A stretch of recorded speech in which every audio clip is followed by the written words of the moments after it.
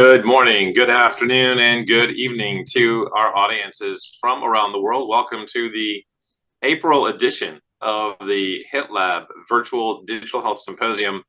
My name is Stan Kichnowski. I chair the Healthcare Innovation Technology Lab, and I am very pleased to bring to you today a phenomenal agenda that is going to celebrate not only Women's Health Month, but also Mental Health Month. And we've got a number of evidence-based developments that have occurred around the adoption of digital health technologies in both of these areas. And we're going to have presentations and interviews and panels today over the next 3 hours covering these developments and letting buyers, investors, digital health startups, academics, government executives, etc., understand where the evidence is for your best ideas for adopting these very important digital health technologies. First up at 11 a.m., we're going to have our own Ansley Bowen talking with Anna Zaronsa from the NIH SEED program. And on that note, I'm going to hand it over to Ansley. Ansley. Thanks so much, Stan. It's great to welcome everybody today to this event, and I'm so excited to have my guest with me today, Anna. It would be great if you give an introduction and background to yourself to our audience. Well, terrific. And Ansley, just thank you to you and the HITLAB team for having me on. I'm excited about the day and happy to join you. I am an entrepreneur in residence with the National Institute of Health SEED office. I am also an investor and an advisor to the ASTIA Fund, as well as to the Ignite Health Accelerator, and an LP in a few funds, including, importantly, the Portfolio Femtech funds. Amazing. And as we are on the topic of women's health, of course, I wanted to ask you, what have you seen that are some key advancements in women's health in 2023 that have significantly impacted the field? Well, 2023 turned out to be a really important year. You know, like many people, I ended the year realizing that one phenomenal development, an unfortunate development, the Dobbs decision, had set women's health back, had taken away the right to choose severely limited it for women in many states. And that's bad for all of women's health because it made the very profession of being an OBGYN perilous, litigious. So women in those states will have that triple effect. But then when I looked at it more slowly, I realized it was a yin year and a yang year, and that there were some amazing things that happened. So just to set the stage and name a few of them, I'll start with the fact that science caught up. So we actually had the discovery of the hormone, GD15, that actually causes extreme morning sickness in some women. We had discoveries of new biomarkers for endometriosis that will allow diagnostics like the one that Hera Biotech is developing to actually come to market eventually.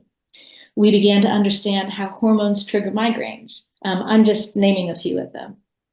Also on the investment front, in a year that everybody thought was the very worst for early stage capital in sort of their memory, which is saying a lot, women's health actually fared pretty well. Certainly the advances of the last 5 years were not wiped out. And we saw some of what I call big boy raises actually happened, including Maven's $90 million raise and a seed raise from AOA DX of 17 million, which stands out because in women's health, you don't usually see seeds of that size. Mm-hmm. It was also a light bulb moment for maternal health.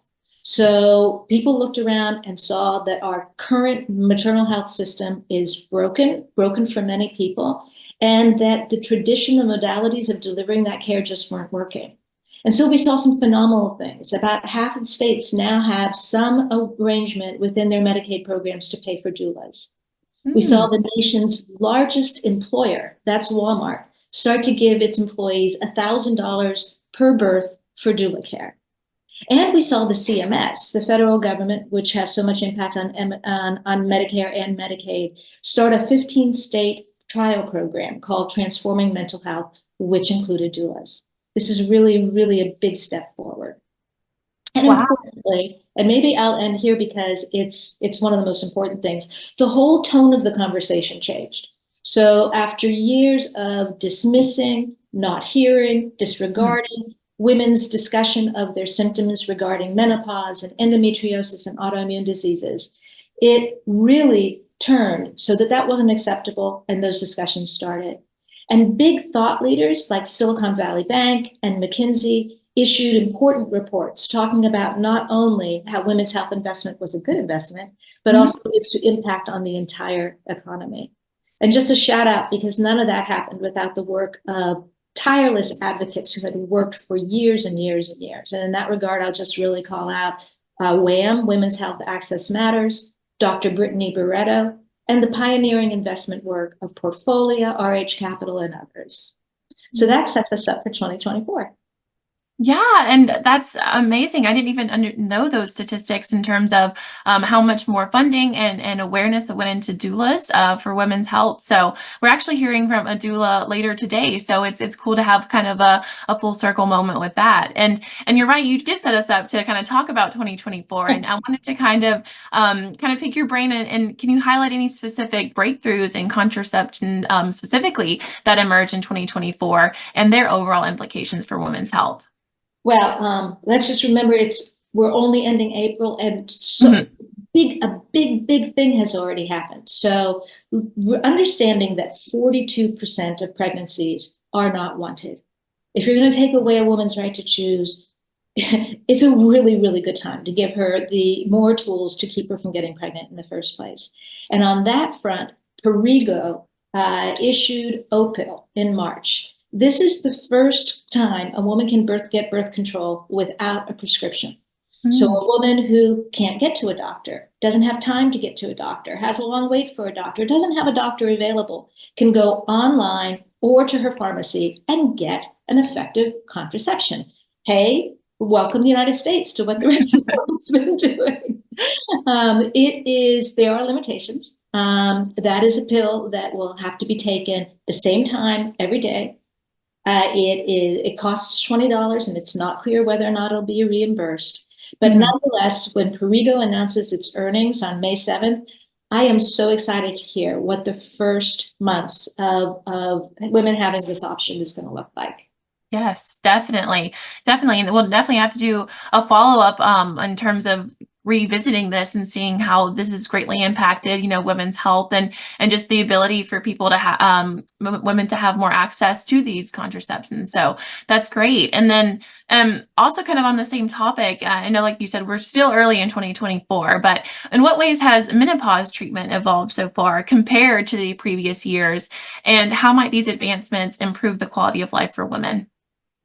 The biggest development that has happened is a growing consensus that hormone replacement therapy, HRT, can and should be used more often. So HRT was put into a kind of a limbo, if not an outright hell, about 22 years ago when the NIH stopped a huge 600,000 person clinical trial because they felt that they saw links between HRT and cancers and they didn't see a positive impact on cardiac health. When that happened, prescriptions for HRT plunged to 82%.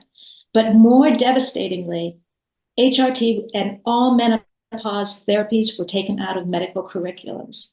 So gynecologists stopped being told that this was an accepted, a recommended practice. New gynecologists were not even trained in it. A whole generation of women did not have this option. What's going to happen in June, and this study is available now, is the Green Journal, the Bible of ACOG, the American College of Obstetricians and Gynecologists, is issuing an entire research review on hormone replacement therapy. The key author is Dr. Barbara Levy, who at one point in time was head of research for ACOG. So we're talking about respected. And it's going to say, looking at that, picking apart what happened with that study and then looking at all the studies that have happened since then, it's going to say that HRT with personalized treatments, which say which hormone, which delivery method on this person with their history should be used. This is really, really big. Now, the implication of that is that women need access to doctors who are specialists in HRT, and these models allow them to have the time and the care to actually give these personalized prescriptions. So you can imagine how ecstatic I was yesterday when the news of the $60 million Series B round for MIDI Health came out. MIDI Health exactly is that change agent who could create the mechanisms for HRT to be prescribed to any woman who's entering menopause. We'll talk in a moment about how important timing is. Yeah. Yeah. And, kind of on that topic of how everything is kind of interrelated with women's health and women's health concerns, have you noticed any of notable developments in the fight against Alzheimer's and osteoporosis so far this year that also particularly target women's health concerns? Yes. Among the diseases that target mostly women, Alzheimer's and osteoporosis are the most devastating. They leave most women of an advanced age unable to care independently for themselves for the last 5 years of their lives. But things are happening. I just 2 weeks ago sat in on an open to the public meeting of the NIH's Office of Women's Research, where 3 notable respected scientists all presented new works on Alzheimer's, osteoporosis, and heart disease, focusing on what causes these things to happen in women's midlife, i.e. at menopause. Each of them came to exactly the same conclusion. Hormone replacement therapy given at the onset of menopause can delay onset and reduce the experience.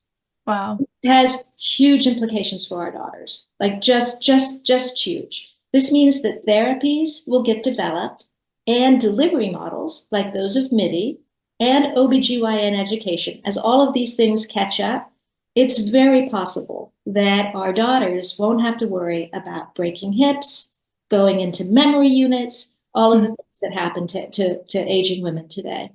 Wow. That is personally really, really great news to hear, as you know, my family has a really long history of Alzheimer's. And so that's definitely a concern. And if there's a way that we can, with these hormone replacements, being able to kind of prolong or stop the symptoms altogether, this would be a huge change for women's health. Absolutely. So thank you so much for letting us know about that. Because again, this is great news. And I'm so excited to see what we continue to do in the upcoming years. And as we are kind of close to time, I wanted to ask you just one last question. What are some challenges to women's health rights and access to care that are going to be anticipated in 2024, including potential threats to Plan B, the right to choose, and how might these challenges impact women's health outcomes as well? Well, the threats are huge and they're real. We all just saw Supreme Court hearings yesterday. I mean, I never thought that in my lifetime my health would be impacted by the court systems and the Supreme Court itself, making medical decisions for women. So we know the Supreme Court is considering whether to uphold a challenge to mifepristone, a key ingredient in the Plan B morning after contraception.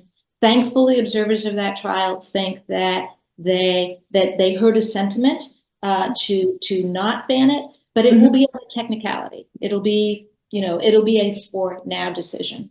Just yesterday, the Supreme Court considered a case arguing that a state with an abortion ban could keep doctors from performing emergency abortions as required by federal law today when needed.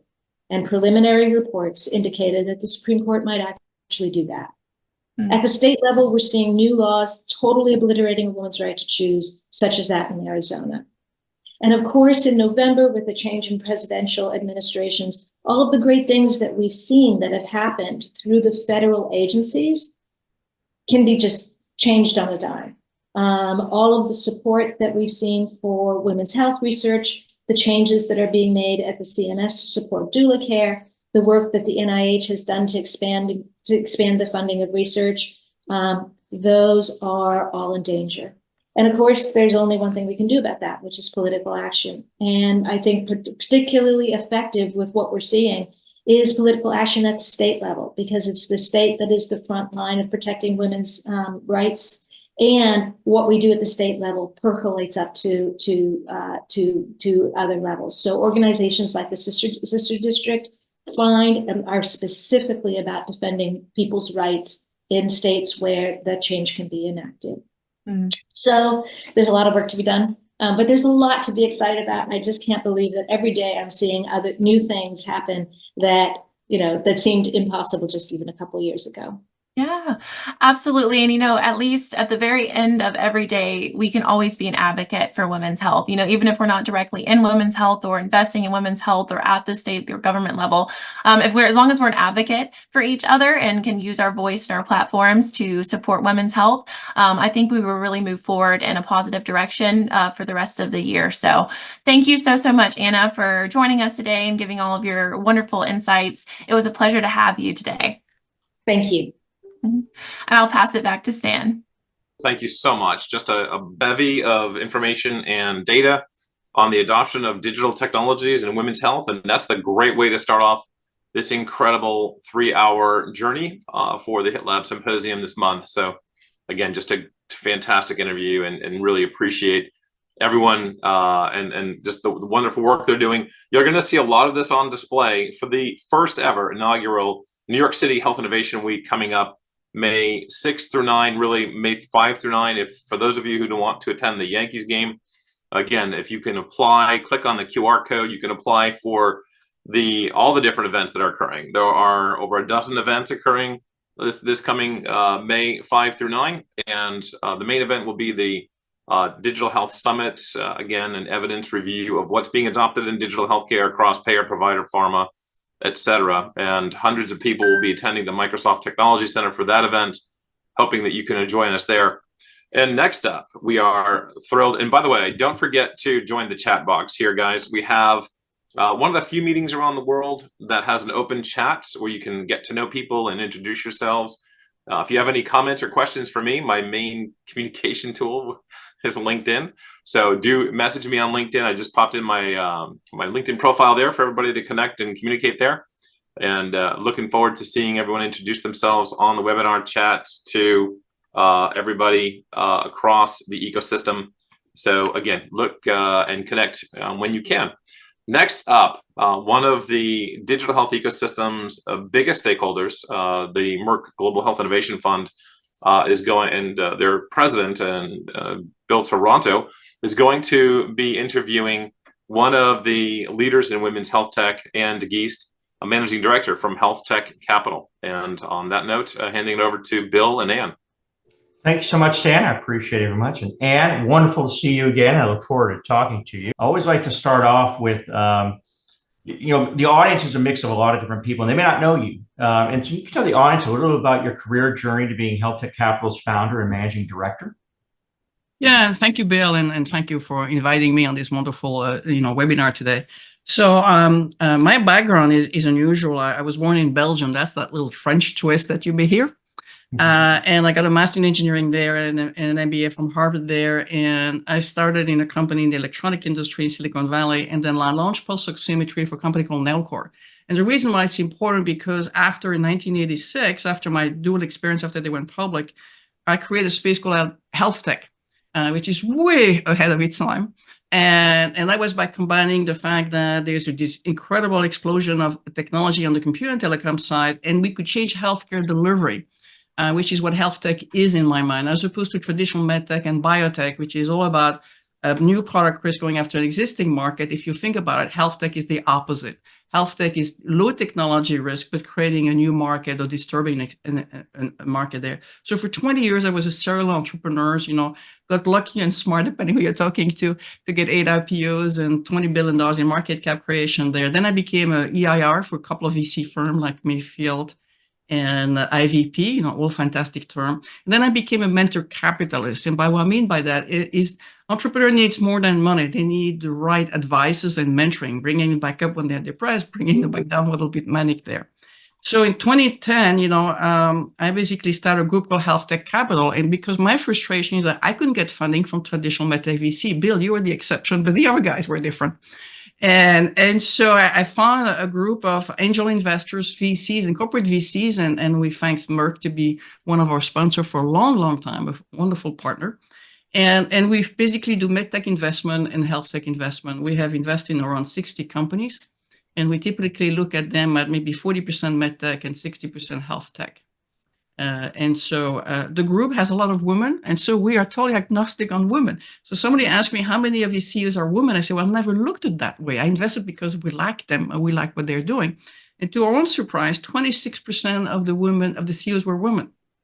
And the other thing that was a surprise is 25% of our portfolio are linked to women's health. And we can talk about that maybe a little bit later. Well, great career journey. We're happy to have you as part of the industry. So let's talk a little bit about women's health now. What are some of the key areas within women's health where you see significant potential for investment and innovation, and what sort of factors contribute to the attractiveness of some of these opportunities in the healthcare market for you?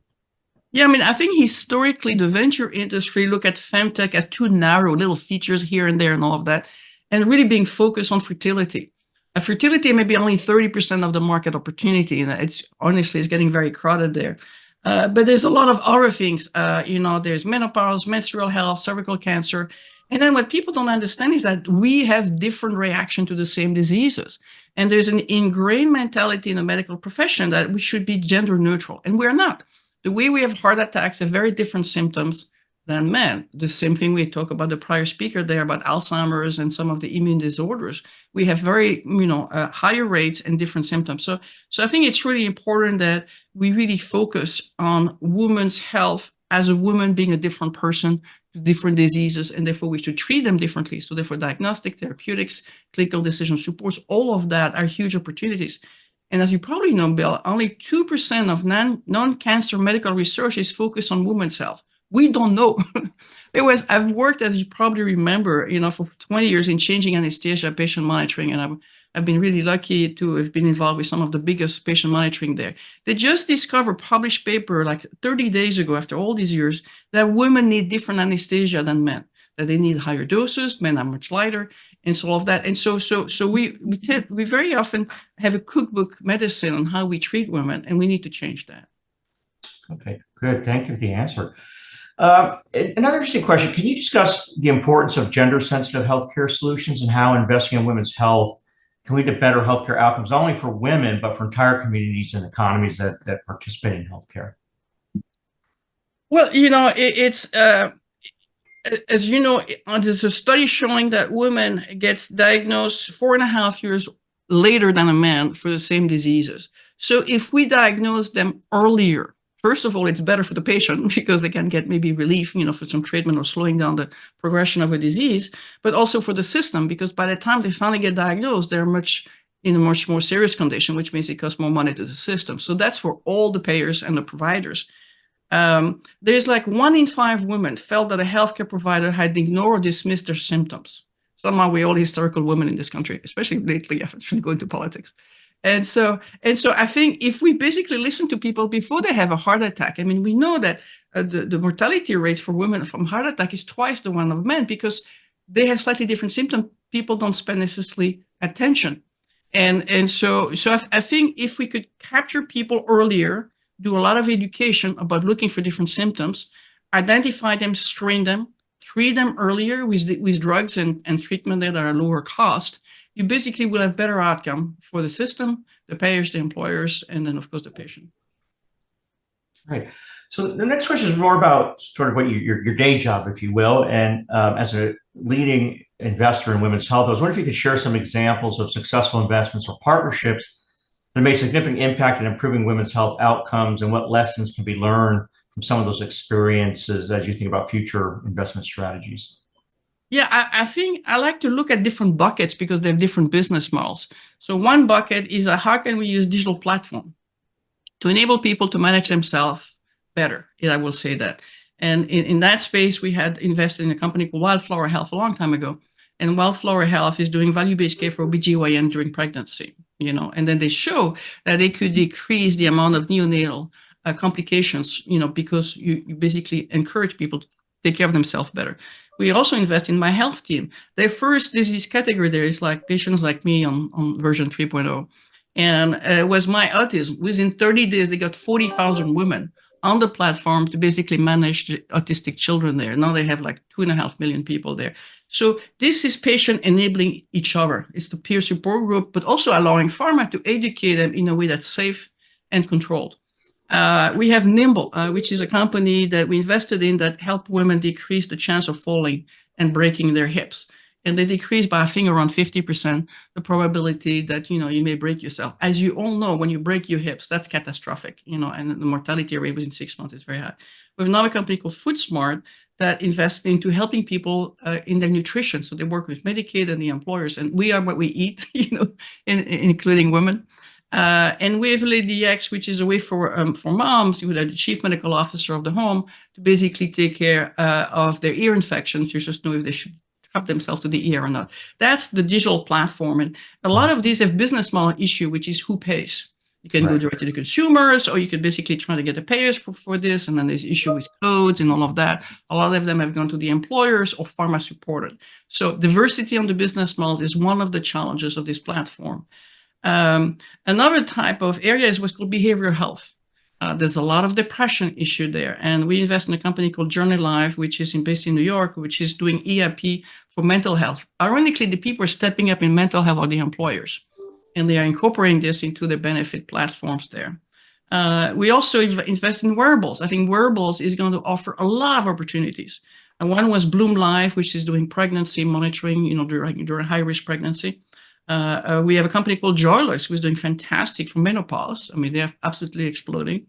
And we have in long-term care, a lot of people in long-term care, 80% of them are women, is a company called Care Protect. So it's not a needle in a haystack, it's a haystack of needles. There's a lot of opportunities for women there. And then we have the traditional med tech, we should not forget them.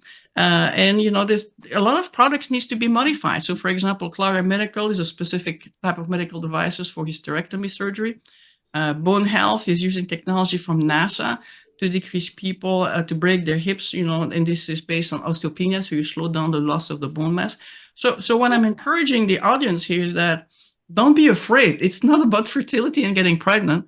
It's a huge market that needs a lot of basically efforts in listening to the voice of the customer, and that is the woman's voice, who have different need, and help the physicians understand that. Well, very broad and really interesting area of investing that you're doing, and which leads to my final question, which is somewhat related. If you think about trends, what are some of the emerging trends or technologies in women's health that you believe will help shape the future of where we're going in around delivery and patient outcomes? Well, the great news is that I've been old enough that, femtech, which is what it used to be called, was like taboo for a long time on the venture side for like 20 or 30 years. And then we had a lot of angel investment, and some celebrity basically start focusing to say, listen, we need to do something here. And you had like 25% of angel investment there related to femtech and women's health, because there was a lot of women angel investors who wanted to propagate that.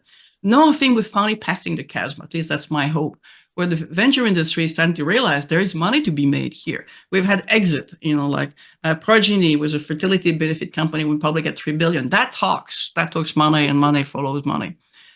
We also have large companies are beginning to focus on women's health. So Alphabet, Google Venture, and Medtronic, are starting to have some initiative in this area there. We have also had the White House, I think it's Jill Biden, had this whole initiative on women's health research, which is we should have dedicated criteria and inclusion criteria in clinical trials to have women in those trials, as opposed to assume we're the same than the men, and 94%, maybe men's in the trials. And then I think what's really very, very exciting is that we have the large health organization. We're finally starting to get some initiative. So you see Mass Generals, Atrium Health, Northwell, Organon, all of that to say there's money here, we need to help, and there's good outcomes. So I think my ultimate hope, if we can get there, is that we start getting different ICD-10 code and the CPT codes that realize that certain of the disease needs to be treated differently with different diagnostics and maybe different treatment there. And so that we have a system that allows this to basically realize that we're just not gender agnostics, that men and women have different symptoms and different treatment as a result of that. So therefore the diagnostic, the therapeutics, all of that needs to be personalized. Well, thank you so much, Anne. I wish we had more time. It's just wonderful speaking with you, and I really enjoyed the conversation. With that, I'm going to turn it back over to Stan. Stan? No, thank you, Bill, and thank you, Anne. And then also, just as an update on what's happening within the ecosystem, we have something really breaking on the Breakthrough Alliance, and would love to get everyone involved. So if you want to join the Breakthrough Alliance, click on the tag there and jump on board. We just had someone just join about 5 minutes ago from this session, and looking forward to getting involved with more of you with the Breakthrough Alliance board. So thank you for that. And next coming up as well, we've got a fun-filled hour here, and at the 11:30 point, we're going to have our own Jerry Antomato interviewing Christina Anderson with the Department of Health and Human Services, and looking forward to hearing about Christina's viewpoints, insights, and data on the adoption of digital health tech in women's health. Jerry? Yeah, thank you, Stan. Really wonderful to welcome everybody to the program today. It's a pleasure of mine to be able to have Christina Anderson from the North Carolina Department of Health Human Services. Christina, welcome to the program. Thanks so much for taking time to be here with us and to share your insights. Those of you in the audience that don't know who you are, I'm sure we'd love to hear a quick 60-second introduction about who you are.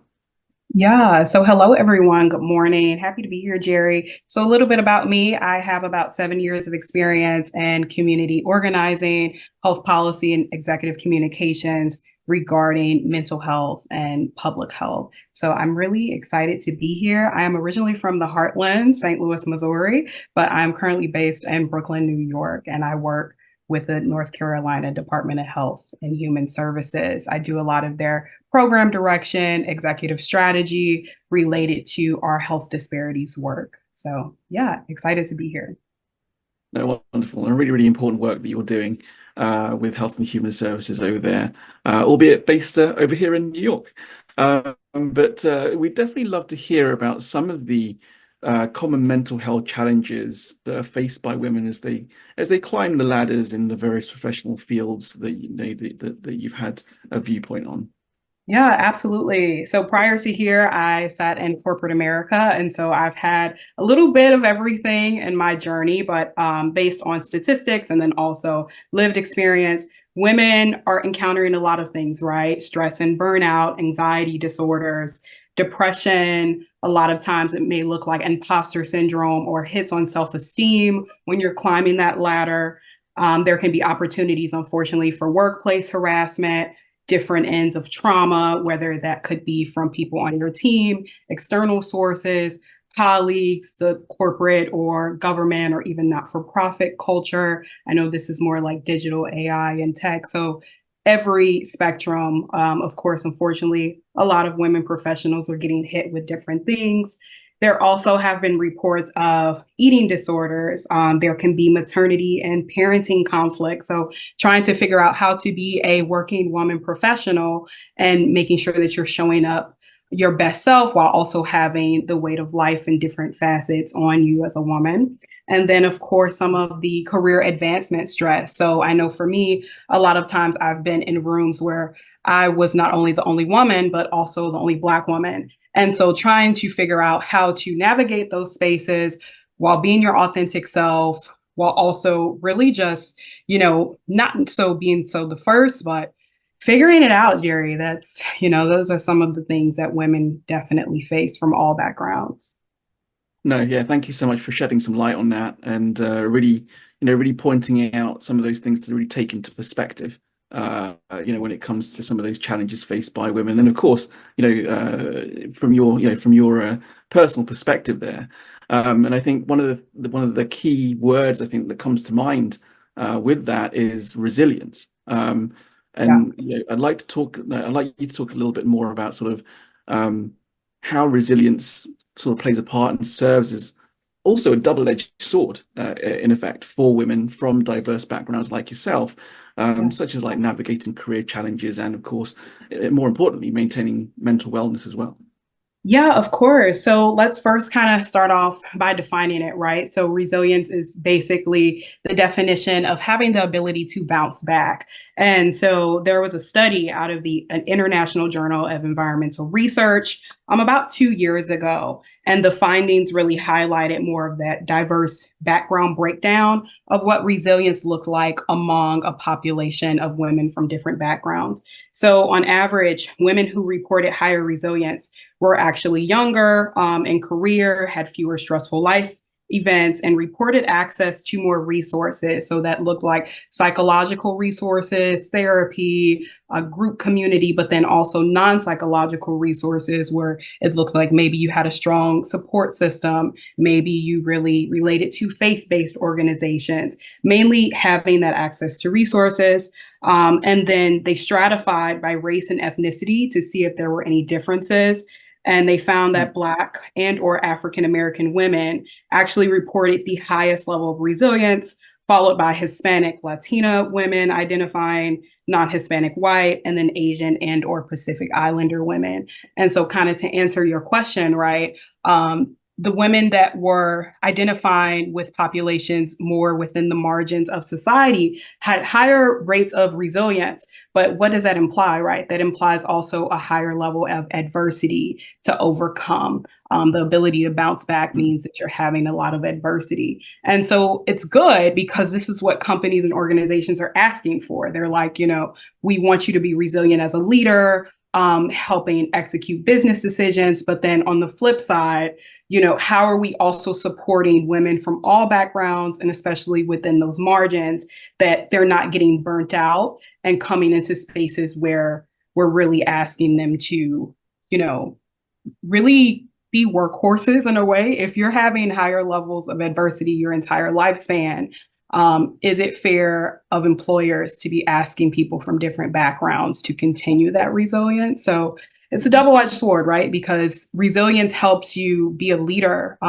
It shapes you to be, more assertive, more confident. But then at times, sometimes people don't have the resources to always bounce back. So it's really something to consider. Yeah, I think you really brought some really good points there. I don't think I've even thought and considered it in that way that, those, women coming from those backgrounds that have proved to be more resilient in that way, do find themselves maybe challenged even more so than, other women from other backgrounds and things like that as well. So that's a really great analogy and great perspective to really to bring to light, around that and stuff. Now, when it comes to, obviously the sort of social expectations and the demands of career advancements for women, within the workplace and, within society, how from your, again, perspective and from your viewpoint, how can women prioritize what's really important around self-care amidst all those sort of demands and daily things that they have to struggle with? Absolutely. So to start off, I am a big person of taking that PTO and taking that time really before you need it, right, Jerry? I think especially as a woman in the workplace, if you are very driven, which I would assume most of us are, you're always trying to think 10 steps ahead, but not at the detriment of yourself. So really making sure that you're taking those self-care days, you're taking that time before you necessarily need it, right? Another thing I would recommend and something that I'm really passionate about and have done myself, investing into yourself as a woman. That means investing into your self-esteem, whether that is making sure your community is aligned with you, doing professional development, making sure that, you're taking care of yourself from a healthy perspective, maybe going on a walk during that lunch break, or maybe not taking a working lunch, maybe setting those really core boundaries at work. Another thing I would say definitely is making sure that you have your internal locus, your reason as to why you're going this route in your career. I think a lot of times, especially as very driven women, we're all like, okay, I have this goal. I want to complete this leadership role by this date. But what is your why? Making sure that it's really aligned to what I would say your purpose, because that is what will keep you going in those very challenging times. And it'll help you maintain the sense of who you are, essentially. And then also considering the women who came before you. So, I'm always thinking of women who paved the way for me, whether it is personally and my family, colleagues that I interact with on a regular basis, people that I haven't met. I think a lot of times in these spaces, a lot of us are coming from backgrounds where all we may have known is a full-time salaried role, or maybe not. However, considering everyone at a humanity level, right? How am I making sure that I'm amplifying women who may not have the same access to resources as I do? Are they in the rooms that I'm in? Do they have a sponsor? You know, thinking about all of those different dynamics is really what is going to help you. And then also being a lifelong learner. So, you know, you should always be learning. You should always be reading. You should always be, you know, in the know, especially in the current times that we're in, with everything that is currently evolving, especially in digital health. Yeah, no, I think some really sage advice there for you know, for all the women that are watching the program today, and definitely a massive list of different avenues for women to really prioritize self-care amidst, you know, the evolving demands of both the workplace and also society as well. Christina, thanks so much for coming on the program. I'm sorry we don't have more time to really delve into more of your insights around all the things that you are seeing, you know, from your viewpoint. If you would like to sort of stay on in the background, I think there are some questions coming in from the audience that we welcome you to answer in the chat. And those of you in the chat and the audience, of course, if you do want to connect with Christina and learn more about the important work that she is doing, we put her LinkedIn details in the chat so you can connect with her after the session today. But Christina, we really appreciate your time coming on, and we'd love to have you back on the program again. Yeah, for sure. Thanks. Thanks so much, Christina. Okay, all right. That was really wonderful hearing from Christina Anderson from the North Carolina Department of Health and Human Services, a really wonderful human being who's making a lot of changes at that governmental level for women. Next up, we'll be moving on to a chat with Michelle Huber from Kaiser Permanente. But very quickly before we move on, we do have the AARP challenge that is live now in terms of applications being open. So please do apply if you do have a solution that is addressing aging in place. It's a very exciting competition with a grand prize of $10,000 provided by the Age Tech Collaborative AARP. So please do follow the link in the chat if you do have a solution that you do want to pitch. So we're going to move on to Michelle Huber from Kaiser Permanente, the doula, I think Ansley was referring to in the earlier interview with Anna Zornosa. Michelle, wonderful to have you on the program. I think the audience that aren't aware of who you are would love to get a quick 60-second intro and background as to who you are. Absolutely. I wanted to start off by saying thank you all so much for having me. I am so excited to kind of share my experiences and what I do with you all. My name is Michelle Yuba, and I'm the current senior manager of OBGYN here in Northern California, Kaiser Permanente in Vallejo. I have an extensive experience or background in maternal and childcare health. I've been doing this work actually ever since I was 13, 14 years old. And I love sharing my why and how I started in this career. Because that's exactly what still drives me till this day. My parents immigrated here in '97. And had all of us, my 7 siblings, back to back here in America, originally from Nigeria. And my parents sent me back to Nigeria at the age of 10 because they wanted me to really understand and learn my culture, but also to get to meet my family because we were the only ones in America. So I went back home for about 3 years, and that is where I really got to learn my culture, learn my language, I speak it fluently, and really meet my other family members. And through those conversations, I really got to learn, you know, my background. And one thing that I saw and one thing that I talked about with almost every woman in my family was the challenges that they experienced as it relates to their birth, right? We had a lot of challenges with preterm pregnancies. We had premature births, we had some stillbirths, or we had babies that passed away, like, you know, a week after them giving birth. So I was like, oh my God, why is this happening to me and why my family? So I think it was from then on that really sparked my interest in maternal and childcare health, because I wanted to figure out how can we prevent this from happening to anyone that comes after me, my family, and just the community back home in Nigeria. So I came back to America and kind of hit the grounds running and was doing and got involved in a lot of MCH work, which we won't get into today. But the one that I wanted to highlight the most that is near and dear to my heart is my work as a birth and postpartum doula. I absolutely love what I do, and the role kind of sort of fell into my lap.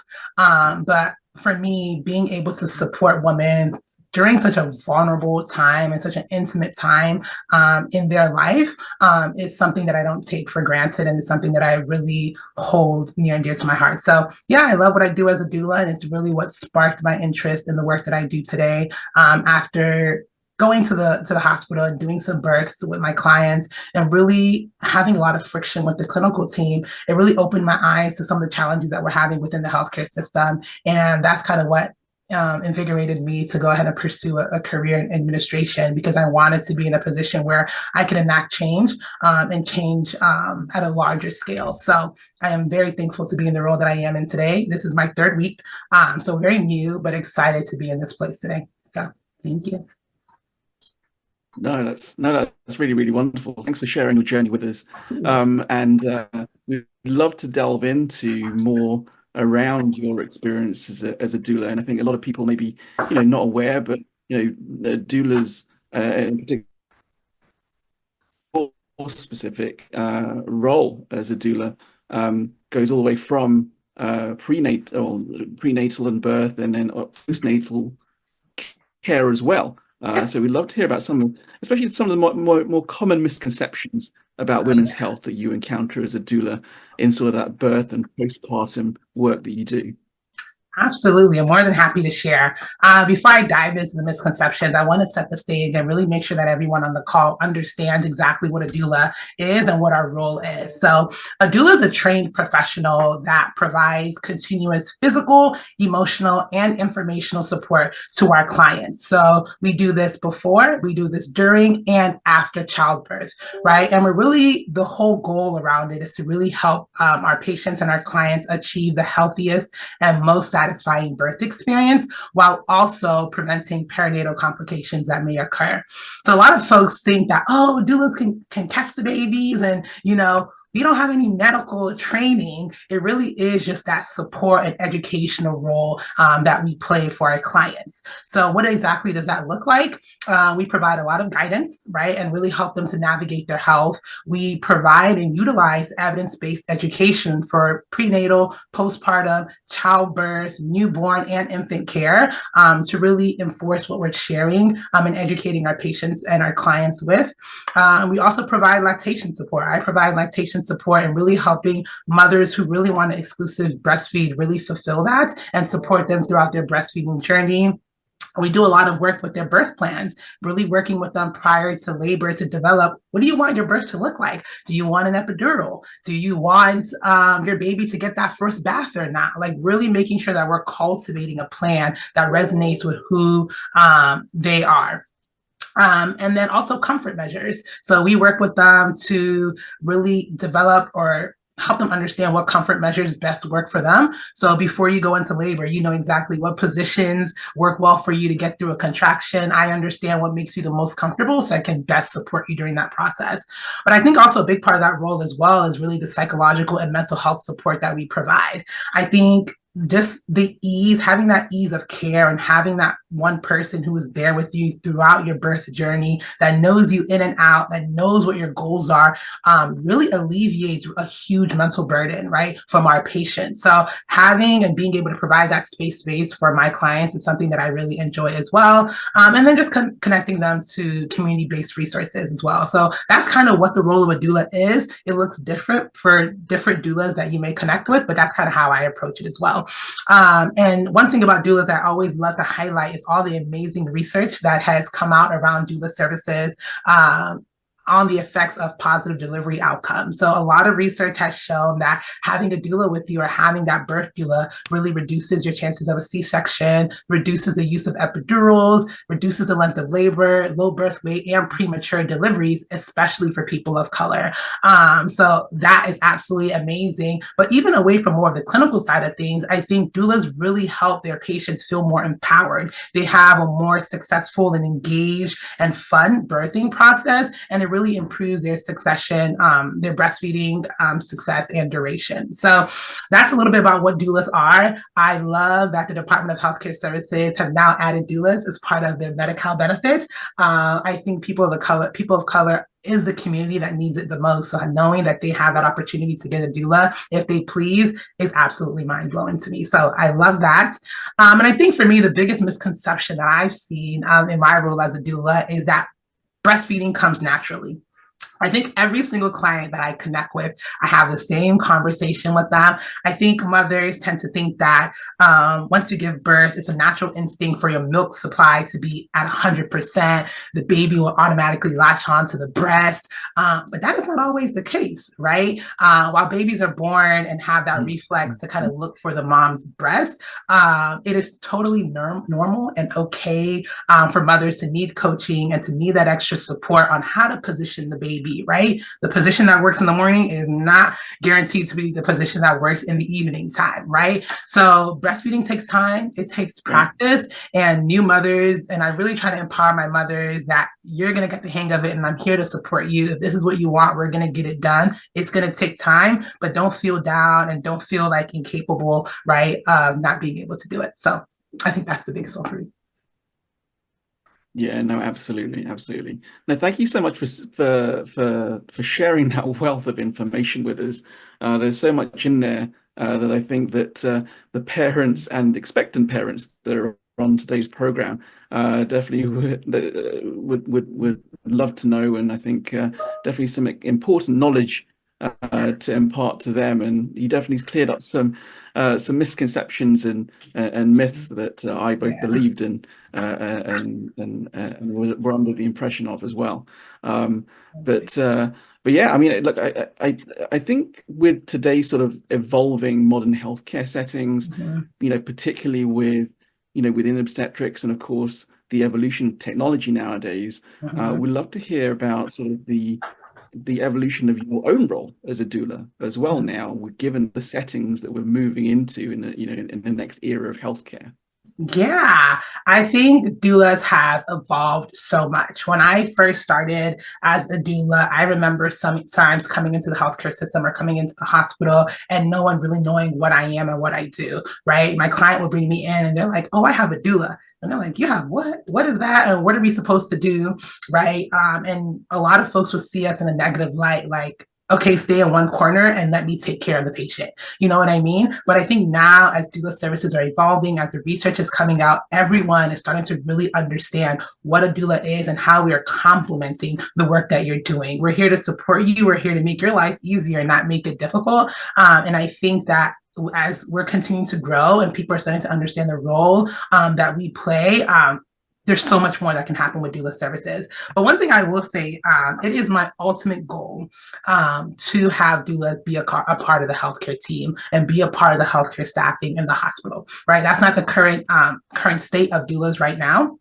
And I say this because one of the biggest things that we've learned from COVID-19 or one of the challenges from COVID is access to healthcare, right? I think more now than ever, we have an aging population and we have a sicker population. Folks are really starting to take ownership and get more involved in their health, right? And we're starting to see that there's a challenge of getting all these patients and clients in to the hospital, right? So we're seeing that we're having to kind of shorten some of our visit times, right? It used to be like 30 minutes before when I started. Now we're going to like 20, right? Because there's so many people that need care and that need these services, right? So when I think about providers and physicians really spending that time and going in depth and giving every single detail that moms may need to know about childbirth to empower them to feel prepared, they may not just have the time to do that because of all the clinical things that they have to get through, right? So this is where I see a doula stepping in. Imagine after seeing your provider, you then have conversations and build those relationships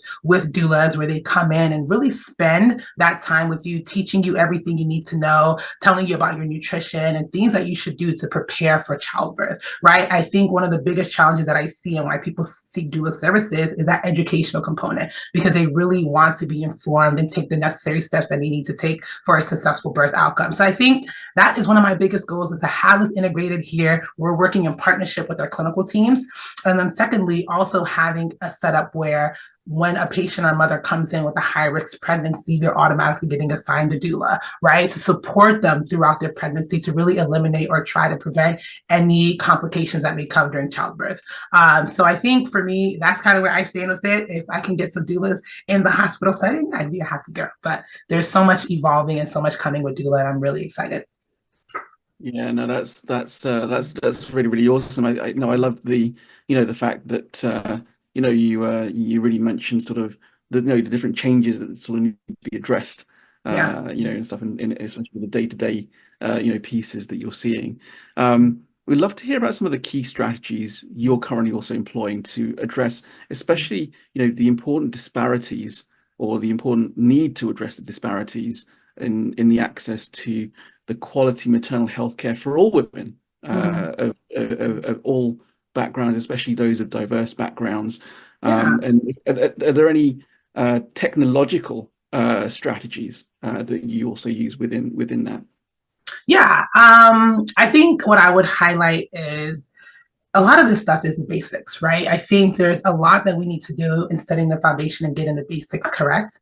I think one of the things that I've seen and one of the things that we need to know is that people of color are already disenfranchised by the healthcare system, right? And that alone prevents them from coming in. That alone prevents them from coming to receive care. And I think what's most important, what I really try to focus on is how am I creating a safe and comfortable environment for my patients to walk into and get the best care possible? How can I create an environment where they walk into, they will not be afraid of leaving without their baby. They will not be afraid of whether or not they're going to walk out of this building alive. How do I just make sure that we're creating that atmosphere for my patients? So I think that has been something that's been my biggest focus. What does that look like? Really making sure that we have physicians that look like them within practice, not just the physicians, but the clinical staffs, the RNs, lactation consultants, and the entire team, making sure that we have people that understand their backgrounds and have cultural competency where they can connect with them and understand and listen to their needs and their wants to really ensure that they have a successful birth.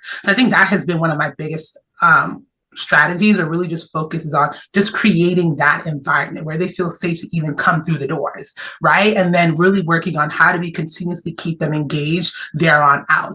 And I think it's also important to understand, especially in my community where I live, it's a very diverse community. People are coming from so many different places in California, and a lot of them have different traditional and cultural practices. Me as a Nigerian, I have thousands of cultural practices that we do right when it comes to birth. So how can we incorporate some of these things? How can we make sure that we're creating a space, right, where they can indulge and, do those traditional practices as well? So I think that's something that's really important. And then one thing I also wanted to highlight is mental health, because I know we're here to talk about that as well.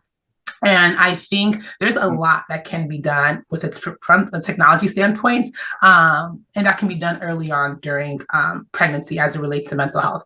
I think there's a lot of work already happening around assessing and screening for current mental health status, et cetera, and et cetera. But what I see as a challenge is that, yes, we screen, and I think a lot of people may screen just to check off a box that they screen the patient. But what we see as a huge gap is that follow-up and that provision of resources for our mothers and our patients. So I think for me, one thing that I'm starting to understand and starting to incorporate is that when we are screening for mental health, we're not just targeting mental health, but we're screening holistically, right? Looking at their social determinants of health, looking at their overall well-being, and really doing a holistic screening. Because what I've noticed is that when you're working with people of color and you're using words like depression, or you're using, diagnostic words, that can often turn them off, right?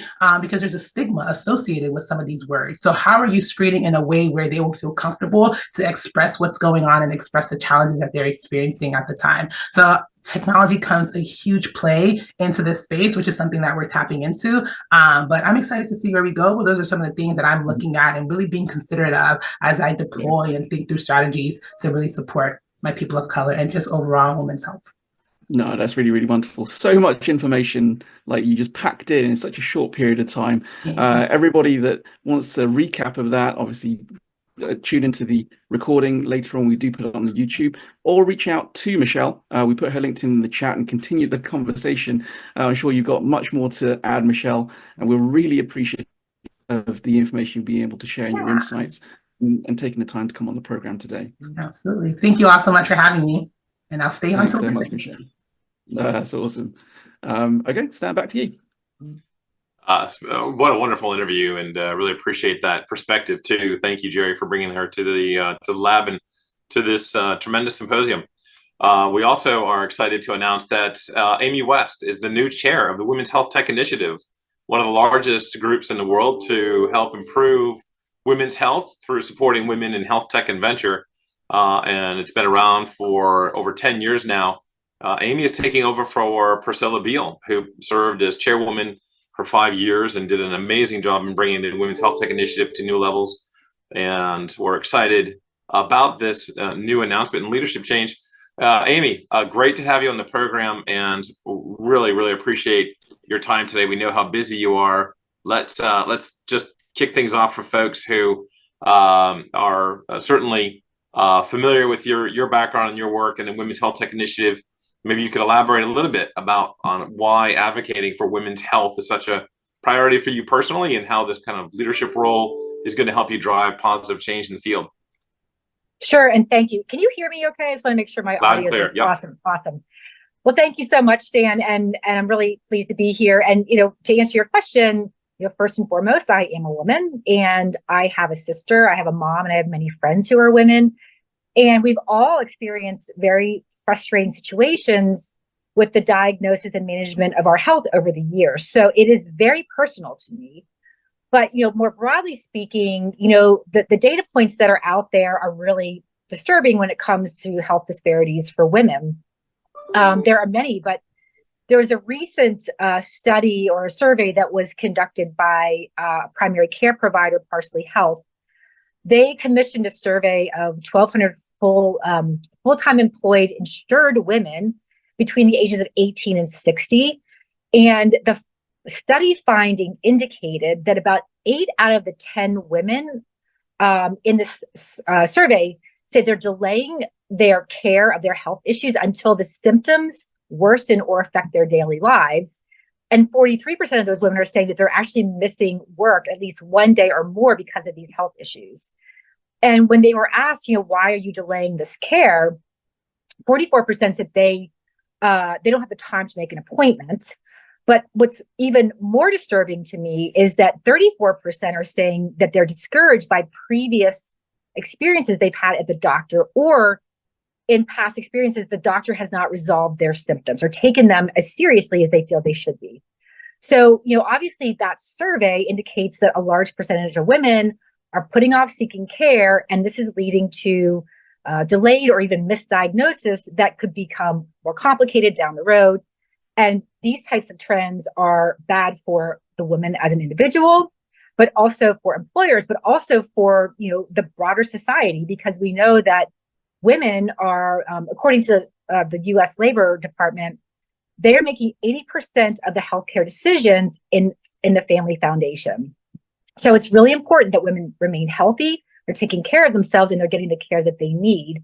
And, as the new chair of the Women's Health Tech Initiative, I intend to continue to shine that light on this area of inequity, because it's a huge opportunity for the health tech community. We have a lot of opportunity here, both in the early start and the more mature areas. So there's a lot of opportunity for us to get the word out and continue to really shine that light. So it's amazing. And it really is, what you're talking about is so important, because we're looking at so many different points, and we heard already so many today from the previous guests on what we're seeing around the equity of not only the time to diagnosis, but the funding, which has been around for way too long, and we've known about it way too long. Talk a little bit about some of the specific initiatives or projects that the Women's Health Tech Initiative Board has undertaken to advance women's health, and how these efforts are contributing to addressing the unique healthcare needs that you're seeing that are faced by women globally. Sure. I mean, there are many different things that are going on, but I would say like the two key sort of initiatives that are primary to this organization is, one is the weekly Women's Health Tech Wednesday forums, which are really great, like coffee table style conversations. They occur every week on Wednesdays at 12:30, and they're covering a variety of engaging topics within women's healthcare and focusing on women leaders in this space, the femtech world. And again, it's all centered around the organization's mission to address these unmet health needs of women, not just in the US, but globally, and also in consideration of increasing gender inequity and things like that, and the opportunity that technology has to bridge that gap.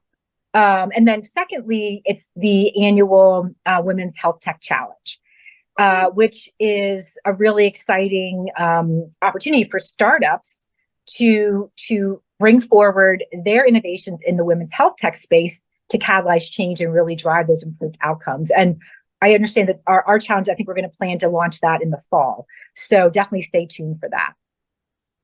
Yeah, that's exactly right. Can you discuss the role that you're seeing? I mean, again, sitting as the head of digital transformation for Novo Nordisk Global in the US, can you talk about this kind of digital transformation that you're seeing happen in women's healthcare delivery and the outcomes that it's having, and how the Women's Health Tech Board is leveraging some of that innovation in this space to improve the access, equity, and quality of care for women around the country, around the world? Yeah, I mean, obviously, as in the life sciences space, there's a lot of medication out there. There are surgical interventions and things like that have been around for a long time, and we're seeing really great benefits there. But we also know that we need to be doing more, and this is where I think technology can come in and play a role to support these more traditional ways of managing health and wellness, and sort of the traditional ways of doing things. And so really starting to shine that light on these opportunities, taking, again, there's recently been, President Biden is now really requiring an investment into women's health, a huge influx of investments to do more research and studies and deliver more innovation. So the funding is out there. We have to just raise awareness that this is an opportunity for those who might be looking to play in the space, that you might not have to even necessarily go the traditional venture route. Now, there are a lot of grants that are going to be available. So this organization is about promoting those opportunities, leveraging the network that we have within the organization, and even my own individual network that I have, starting to reach out to them and raise that awareness, getting them involved, getting them engaged in the organization. And again, creating this sort of collective momentum to really advocate and drive and deliver change for women, because it's been so underserved for so long. The underserved part of this is really the cornerstone, and you're speaking not only from personal experience and firsthand experience with your friends and family, but obviously across the ecosystem, and that's certainly a big area of improvement that we're all looking at, and certainly one of the areas that the Women's Health Tech Initiative is focused on addressing. And when you look at that theme, and when you look at that thread coming through, and with your experience around some of the key policy priorities that people are picking up here, how does the Women's Health Tech Board, and you've been on that board now for a few years, how does that work to influence policy change in these areas? Well, I think, again, sort of leveraging the network and participating and engaging in the different HITLAB events. I know there's the upcoming New York City Health Innovation Week, where your organization is going to be partnering with the New York City Economic Development Corporation, and we'll also be tapping into some of the larger federal organizations. There's NIH, HHS will be speaking and having conversations at this event. I believe this is the first one that we're doing it sort of at this level, with this level of engagement with some of the regulatory bodies and the federal organizations.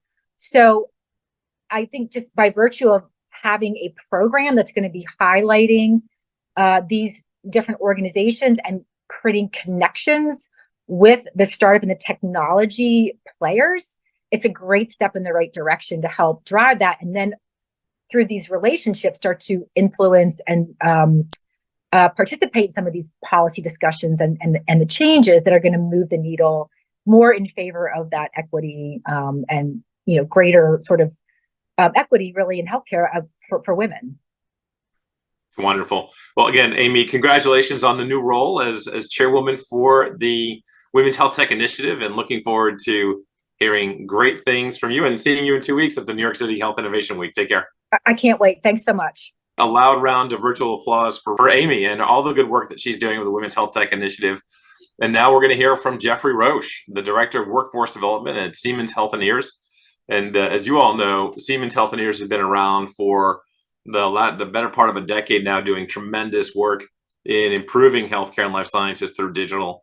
And again, with this month focused on mental health, we are really excited to hear from Jeffrey and what he's doing. Hi, Jeff. How are you doing? Hi, Stan. Good. How are you doing? Good. Thank you. And thank you for joining us today, and handing the virtual floor over to you. Sounds great. And let me just share my screen as I get this up for you. I want to start off by saying hello to everyone. So wonderful to be here. And I want to certainly congratulate Stan and the entire team for this symposium. Certainly happy to share with you this presentation, and happy to take questions, obviously, as well. Just a little bit more about me. I go by the hashtag HeartLeader on LinkedIn, really focused on bringing more of our connecting of our hearts in the workplace. Really important that we do that. I am the son of a nurse, and certainly have the privilege at Siemens Healthineers to really work at how we bring eds and meds together to innovate, solve the most pressing leadership and culture issues so that our workforce is transformed. As it relates to this important topic, and I can't highlight how important this is, as I've heard even some of the other speakers talk about various topics. We all probably know that we are dealing with one of the most challenging times in the workplace and in society with mental health. But I'm going to challenge all of us to be thinking about the fact that when we think about our workplace, we must prioritize this. And I'm encouraged by the fact that we see more health tech companies launching new products, thinking about this, but we've got to really also focus on it at a humanistic way, because we've got to make an impact. And so when we think about this employee well-being and creating a human-centered culture, we've got to think about it on how do we reduce stress? How do we reduce burnout? What do we do to change the way we do work, the way we leverage technology, the way we utilize different applications and solutions to make our workplace better for each and every one of us? Because ultimately, when it's better for us, it's better for our patients. We also have to think about it as how do we increase that job satisfaction and certainly the morale.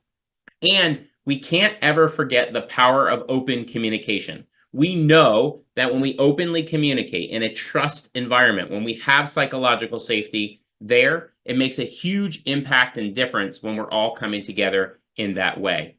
And then certainly we can't forget the power of encouraging diversity, equity, inclusion, and belonging. When we create a sense of belonging, when we create that sense of safety, that impact is definitely profound for everybody, not just for women, but for everybody. And then certainly the importance of prioritizing work-life balance will enhance certainly mental health and resilience. I always want to remind everyone about the amazing 5 essentials for workplace mental health and well-being framework that our own Surgeon General, Dr. Vivek Murthy, established and rolled out about 1.5 years ago. It is available on the surgeongeneral.gov website. If your organizations or if you are not familiar with it, check it out. It's powerful. I want to highlight a key couple aspects around it, right? The idea, as you heard me say earlier, we've got to create more psychological safety in the workplace. And you see that on here, as Dr. Murthy calls, protection from harm. Very important elements here that you will see as you dig deeper into it. Also, this idea of connection and community. Everybody wants, deserves, desires a connection and community. In the workplace, with our patients, in our communities where we live, work, and play. But we've got to establish that, particularly in the workplace, because we spend more time in our work than oftentimes we do at home. And so I will share some data around that in just a short minute as well. And then you see Dr. Murthy call for this idea of work-life harmony, which we know is not easy in our society with technology and our busy lives, our children, our grandchildren, our colleagues, but we have to continue to prioritize it. The other aspect that Dr. Murthy calls for, which I think is profound, is this idea that we matter at work. Are we heard? Are we valued? Are we appreciated for whom we are? Do we get saluted, recognized, celebrated for the work that we do? Are we compensated fairly, equitably? Do we feel that we have a connection to the overall mission of the organization? And then finally, the idea of opportunity for growth, constant continuous learning and development, constant investment in those respective areas as well. UKG, which I'm sure many of us are familiar with, has done some amazing research related to this. And this is really why I think it's so important when we talk about any aspect of mental health and wellness, focus on the data. In this research, they looked at 10 countries. 10 countries, and what was very interesting about this was they surveyed over 3,400 people. They specifically looked at the critical role that our jobs, leadership, and most importantly, managers play in aspects of mental health in and outside of the workplace. Transformative, right? Because when you see this data, it should not only be alarming, but it should really raise us to a call to action. What do we do to change this? It says in this report, and you can check it out on this link, that 69% of managers impact employees' mental health, more than doctors at 51%, therapists at 41%, and even the same as a spouse or a partner. And so think about that. If you are facing a manager that's impacting your mental health in a negative way and have a partner or a spouse or family member that's impacting it in a negative way, imagine why we're in the crisis that we're in. And then we also know that in the same report, more than 80% of employees said, I would rather have a good mental health than have a high-paying job. We've got to really unpack that. And we've got to think about how do we create a community that makes people feel better from a mental health standpoint. I call it a make it or break it moment. How do we as leaders make it for another person or break it for another person? And we know we are seeing far too many stories of break it as compared to make it. We've got to make it. We've got to help create the culture that transforms lives, our organizations, and those that we serve. This quote from Pat Waiters from UKG speaks volumes. It says, we talk a lot about mental health in terms of a medical diagnosis or burnout.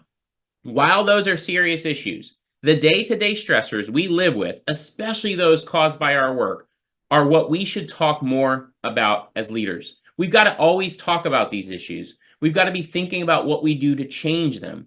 We've got to be thinking about how we prioritize them for everyone. When we talk about population health, when we talk about health equity, we know mental health has to be a key item, but it also has to be an item within our own workforce because we can't serve our patients if we also don't serve our teams. Similarly, in the report, it went on to say that life isn't all milk and honey. And when leaders open up about their own struggles, they acknowledge employees are not alone and that it's okay not to be okay. Authentic, vulnerable leadership is the key to creating belonging at work and in turn, the key to solving the mental health crisis in the workplace. As you take time to review Dr. Murthy's framework, I believe what you will see there is tremendous opportunity for us as leaders and as organizations to prioritize mental health and wellness in the workplace. And why this is important is that we know we have to take care of those that are in our care, our teams. And ultimately, through taking care of our teams, we take care of those that we all serve, our patients, our consumers. And so we have to truly understand this from a community, from a flock perspective, that we really have not only a duty, but also a responsibility to do all we can to support one another. And when we focus on it, we see the change and the impact that's there. For all of our HR folks that think about this, we can't just think about EAP. Yes, it's an important service, but this has to go above and beyond. This is talking about the DNA of us as an organization, how we treat one another, how we talk to one another, how we write an email to one another, all of the aspects of communication, how we interact with one another. All of these issues are certainly important. Happy to connect further on this at all times and really appreciate the HITLAB for having these important conversations. No, this is fantastic and really appreciate your time and just a tremendous presentation. Thank you very much, Jeffrey, and looking forward to hearing from you in the future and all the great work you're doing. Thank you. You're welcome. Thank you. This is just great, and we're really lucky to have Jeffrey Roche from Siemens Healthineers online and giving us that background in mental health and spot on with everything he's saying there.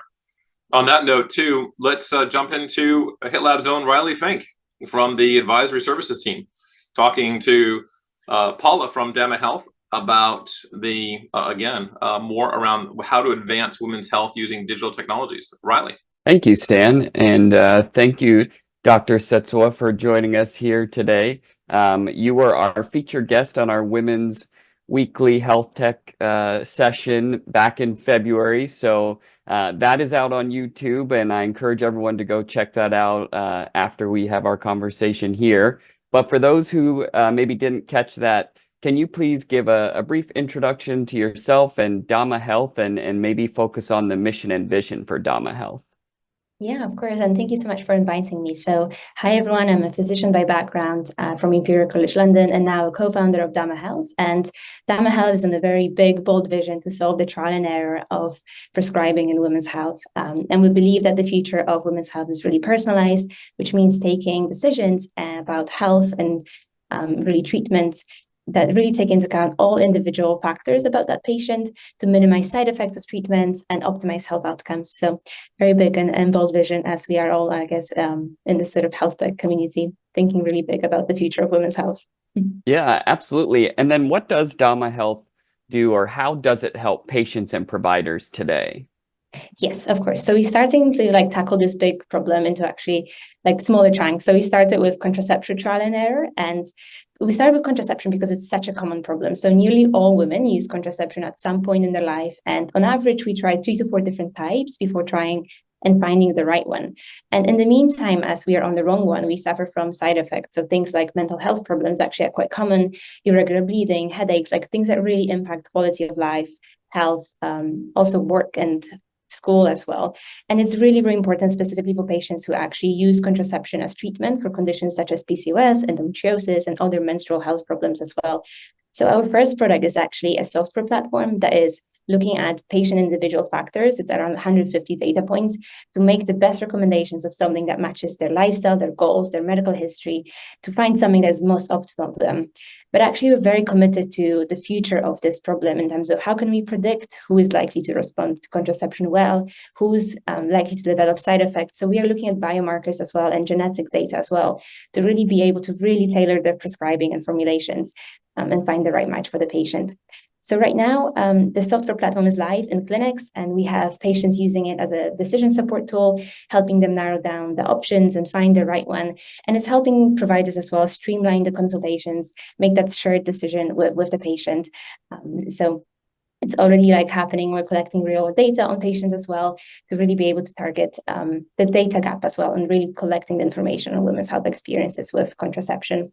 And as I mentioned, doing the genetic research, and over time, we hope that we will be able to incorporate those novel findings and then genetic findings into these algorithms to really make those algorithms even more personalized as well, which we believe eventually will really lead to improved health outcomes for women around contraception. Yeah, that's amazing. Thank you for sharing that. And I just want to talk about, as an advocate for women's health yourself, what initiatives or projects are you passionate about, and kind of how do they align with your personal values? Yes. So where do I start? Again, generally my North Star, I think as a startup founder, you're always very enthusiastic and optimistic about a lot of things. But I really believe that we are moving towards that more personalized, preventative, proactive healthcare. And we are really seeing this across different areas of medicine already, but I really hope we're going to see more of that in women's health. So really everything that's as already mentioned on today in terms of early diagnostic, prognostic, preventative algorithms as well. And I'm particularly excited about the longevity space as well, and looking at ovarian aging. So there's companies and researchers really looking into menopause and really researching this more and actually making menopause optional one day. So very excited about the very futuristic things as well. Yeah, that's amazing. And then with regards to connecting and getting people engaged with Dama Health, what would be your call to action? Where can people learn more, or how can they engage with Dama Health? Amazing. So finding us on LinkedIn, just emailing us, that's completely fine. So call to action. A few things. So we are always looking to speak to women and providers as well about their experiences to just learn more. The product is now live in clinics, so always looking for clinical partners as well that want to use the product and elevate the patient care, make it more personalized. Research partners as well to help us with the genetic research as well. But also we're fundraising our seed round. So if any investors are on this call, I'd love to speak to you guys as well. All right. Well, if there is anybody on this call that wants to learn more, again, I'll point them in the direction of our YouTube channel. Watch the Women's Health Tech Wednesday for a lengthier interview. We appreciate your time today, and hopefully we hear from you again soon. Amazing. Thank you so much for having me. All right, back to you, Stan. No, thank you, Riley. And again, what we're seeing today, I think, is given the Women's Health Month and Mental Health Month, I think we're seeing tremendous evidence of the adoption of these digital technologies. And we are now in the midpoint of the second hour, and very excited to talk to HITLAB's own Laurent van Leerburg, the chairman of the Breakthrough Alliance Europe, and someone who has a deep and passionate interest not only about women's health, but also mental health. The recently retired chief strategy officer from Sanofi, which is one of the world's largest life science companies, who also carry a tremendous passion for improving healthcare through life sciences and improved medicines for people all over the world, including the world's lowest income 1 billion people in 100 countries. So Laurent, great to have you on the program today. How are you? I'm very good. Thanks Great to for see you. having me in the program. Absolutely. No, great to hear you. Great to see you. So again, for the audience who doesn't know you, tell everyone a little bit about your background. Yes, so I've been 25 years in healthcare, actually starting in consulting, but then moved after 7 years to Abbott and went around the world in Europe, US, and Asia. Actually managed businesses, grew businesses, and being in emerging market, there is a lot of startups actually all across that were fantastic. It was actually a great time in emerging market, and then I moved to Sanofi for 8 years and a half, the last 3 years as a chief strategy officer. And last adventure, let's say the most recent, is moving to be an investor in digital health. In Europe, it's a bit of a crossroads for digital health, and I thought that having been in 4 corners of the world and pharma, I could bring something. No, and absolutely, and again, that's so exciting. You're absolutely right.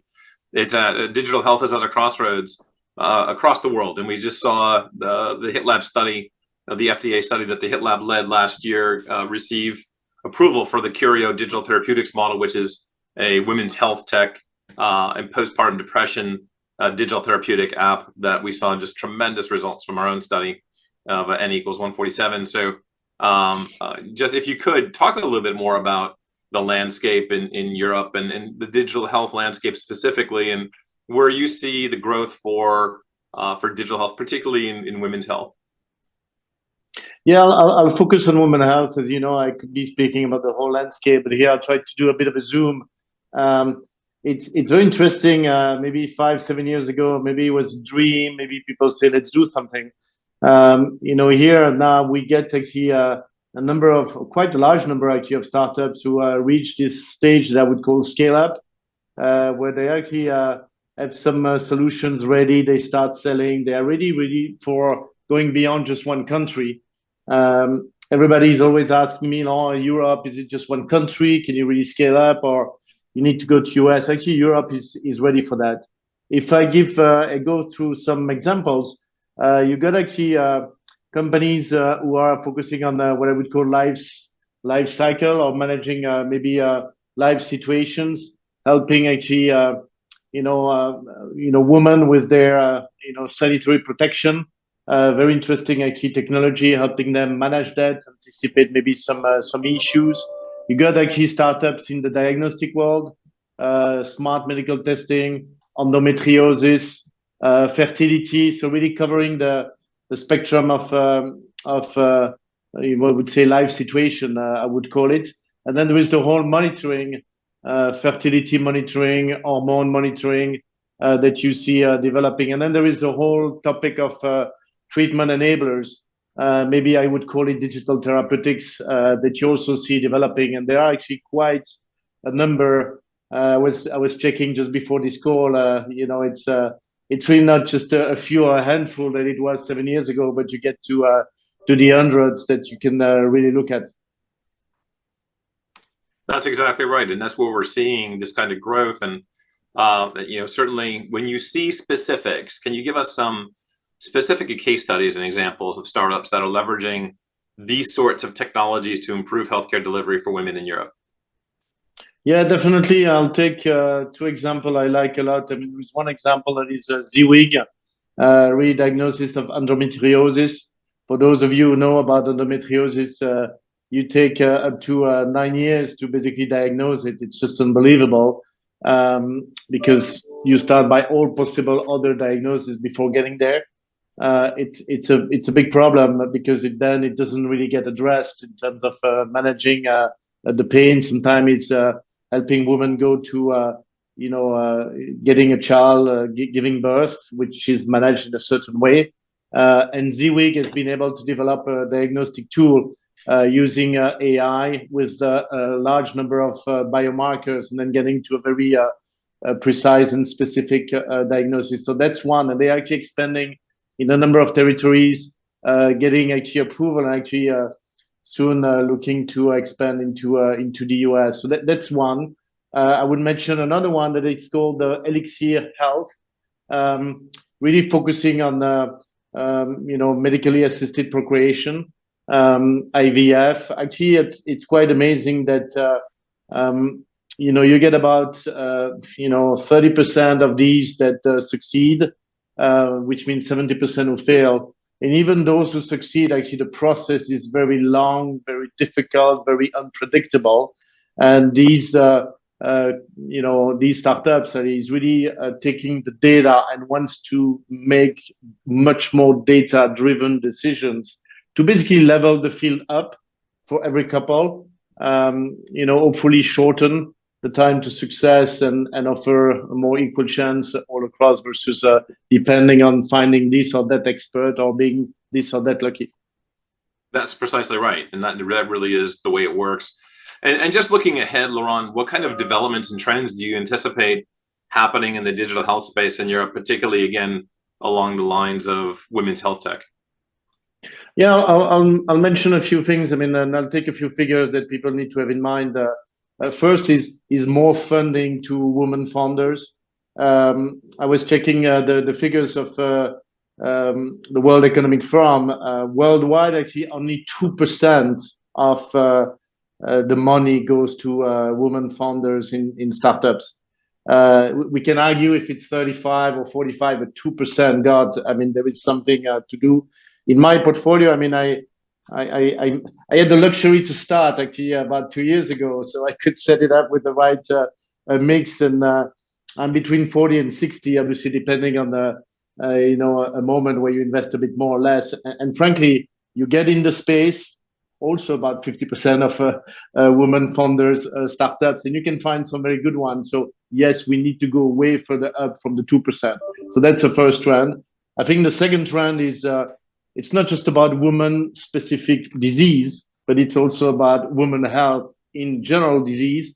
And there you see actually a lot more balancing also of obviously the share of women in clinical trial.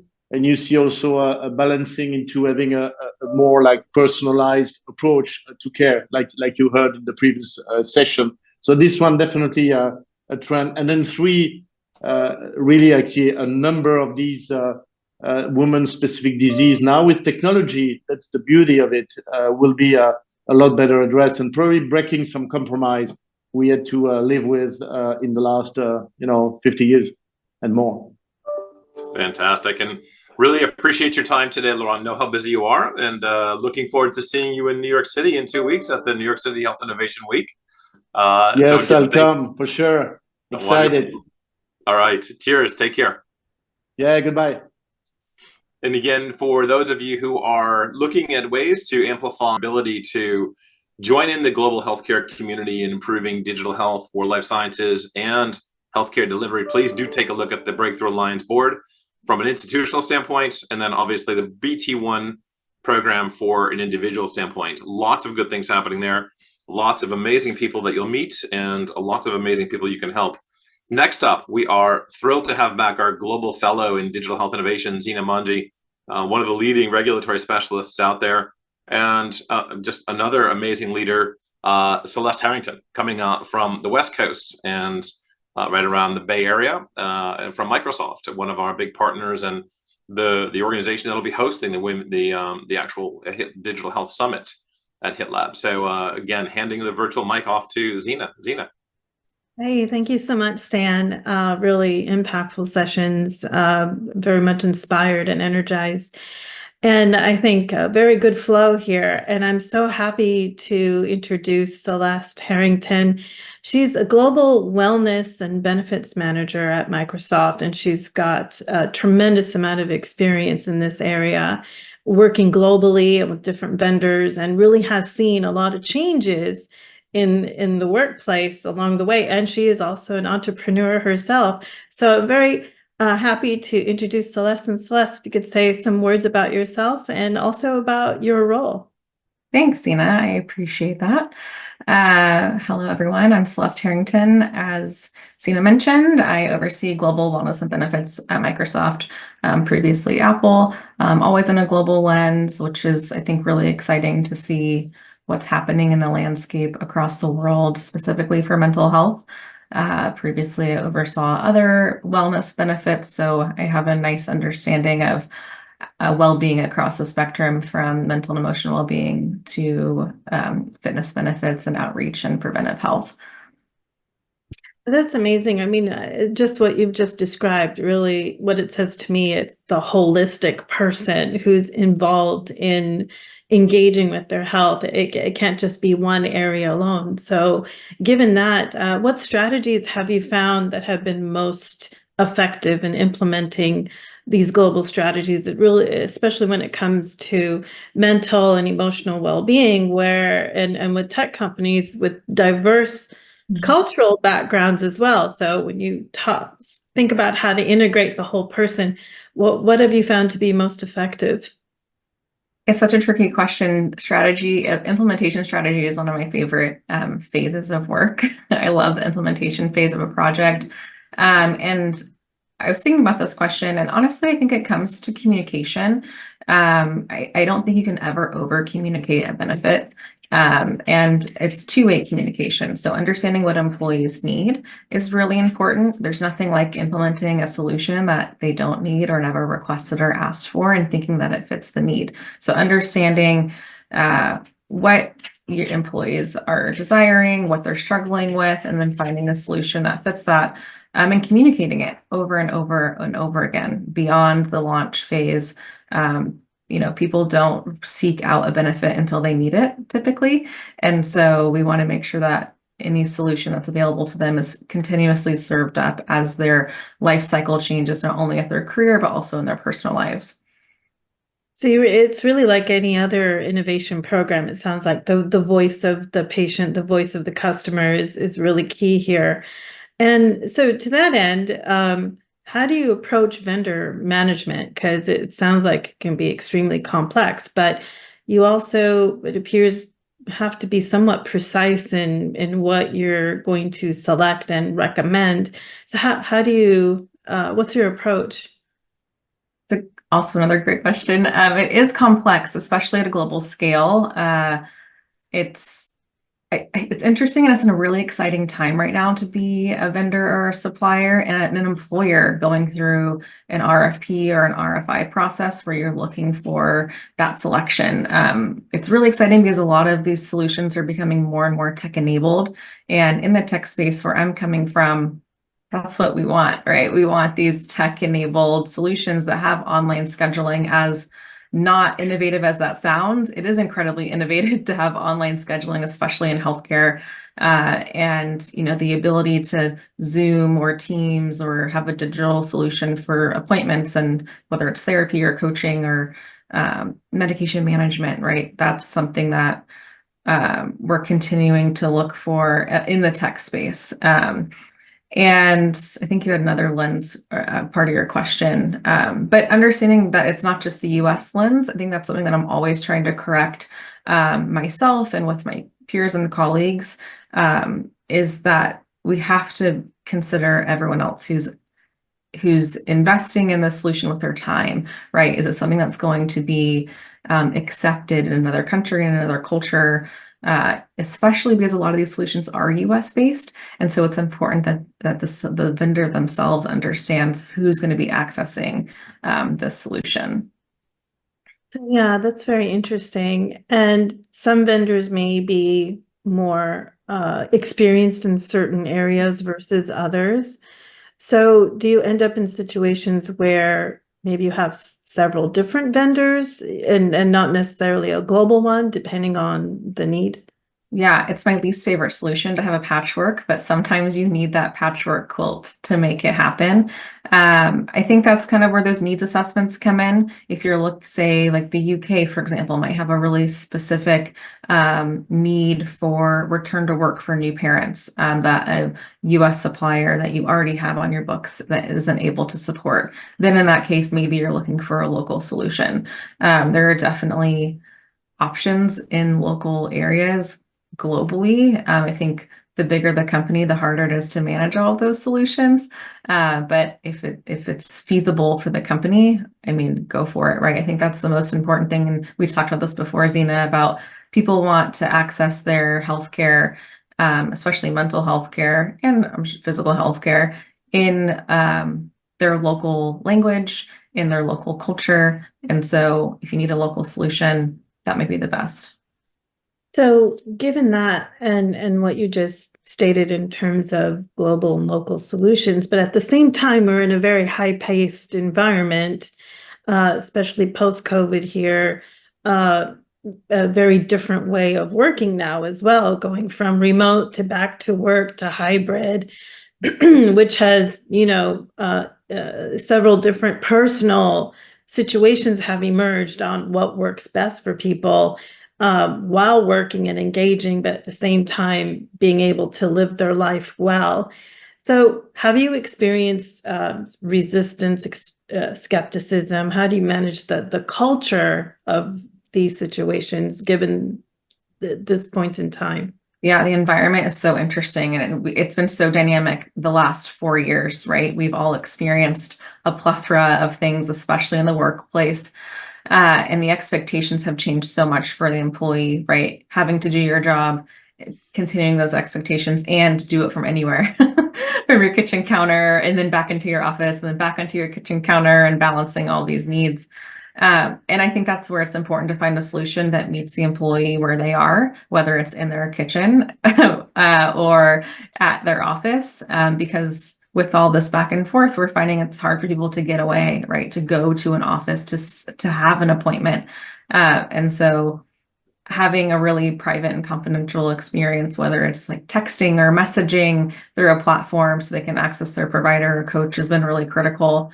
But also understanding burnout. I gave a talk on burnout recently at another conference, and I was really shocked. I think that I have been in the space and a little oversaturated on the topic, and it was people are really feeling it more than ever. And so understanding that we can support folks from wherever they are, I think helps with that. Having that flexibility in their care and benefits is, I think, more useful than we know or understand or beginning to understand. Yeah, this is great. Well, thank you very much, Zena, and thank you, Celeste. It's an amazing opportunity to hear from two powerhouses in healthcare and digital health, and let's get them a virtual round of applause. Thank you, Celeste. Thank you, Zena. We are at the latter end of the second hour here, and very excited to have Nina Joshi talking to Kritika Parmaswan from VitalStart. For those of you who know Kritika, you'll know about her work in women's health. She's been very passionate, very motivated, very active in the community for decades now. And so looking forward to hearing this. Handing it over to you, Nina. Super excited to hop on today and engage the lovely Karthika in a really engaging conversation about the work that she is doing at VitalStart. So thanks so much for being here today, Karthika. Yes. Hey, thank you so much. And Stan, that was such a warm intro. I really appreciate it.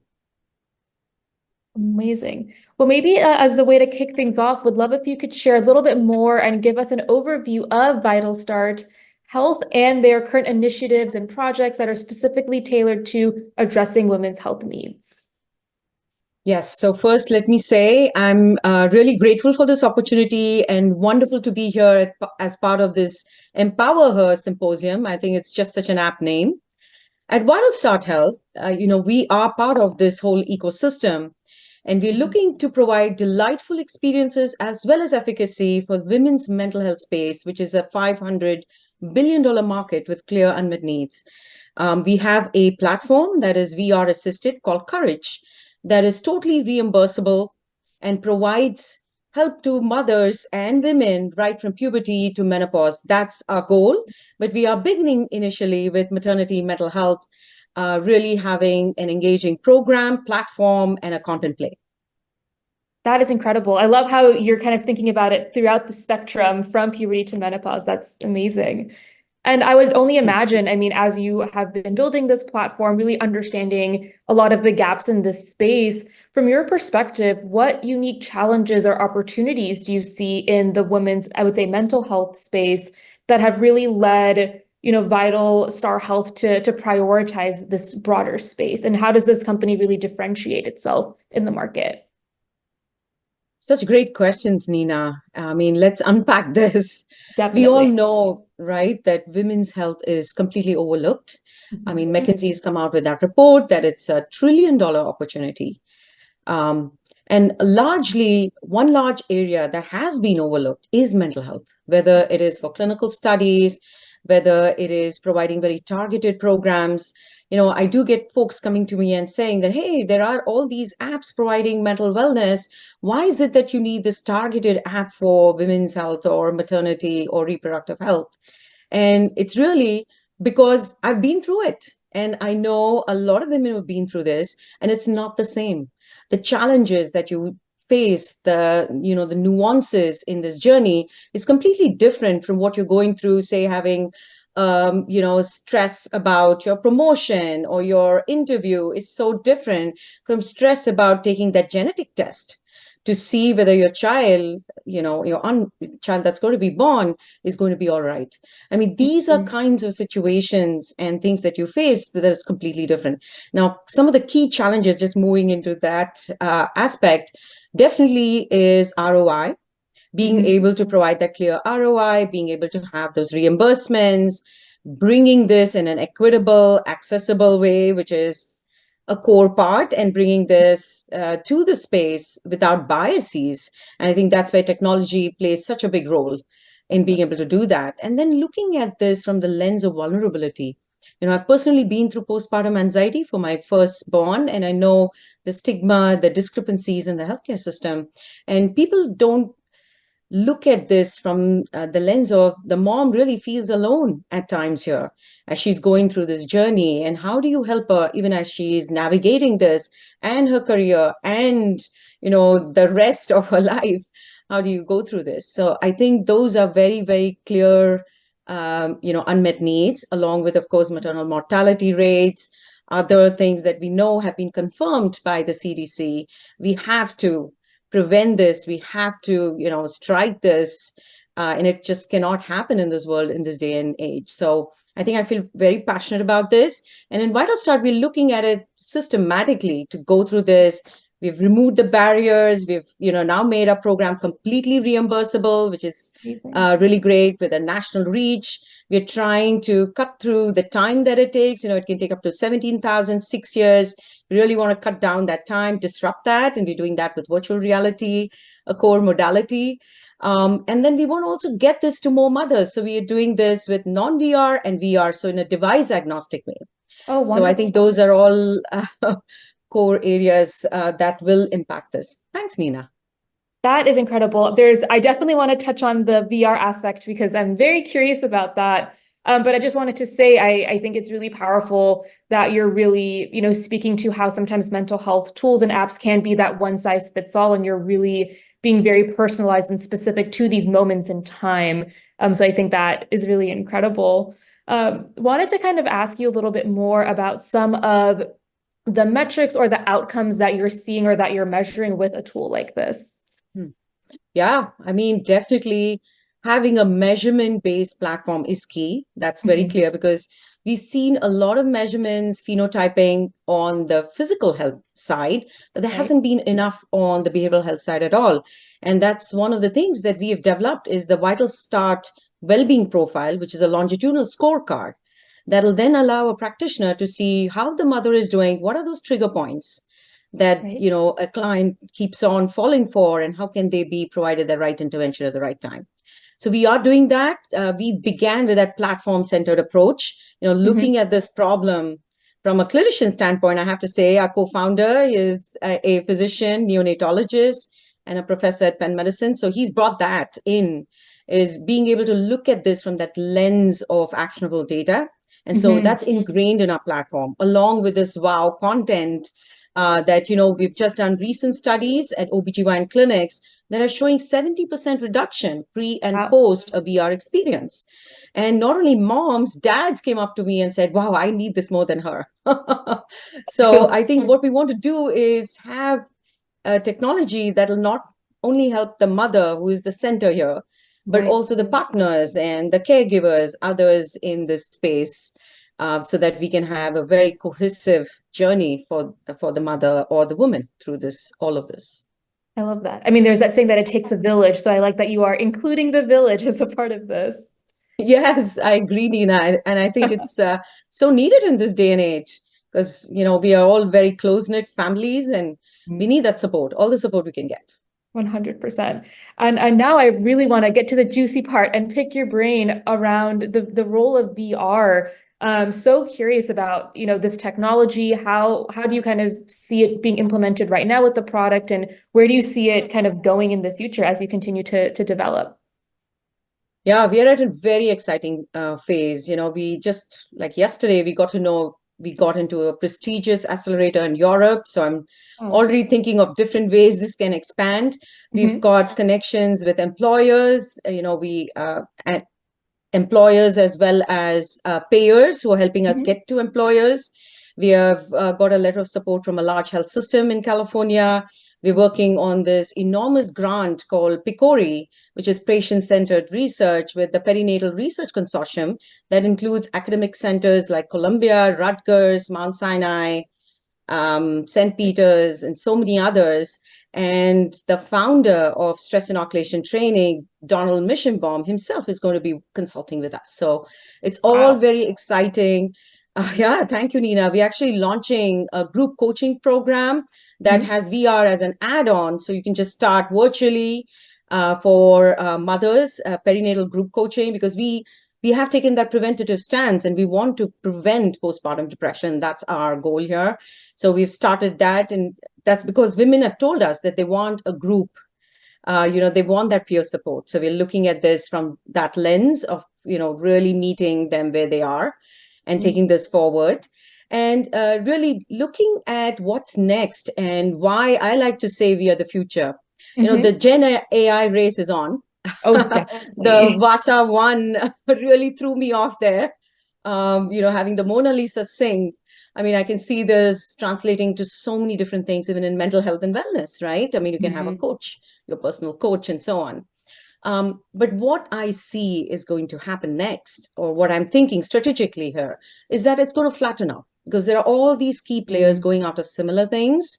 And just like the cloud technologies flattened out, the same thing is going to happen with Gen AI. And then what's next? It's that patient engagement.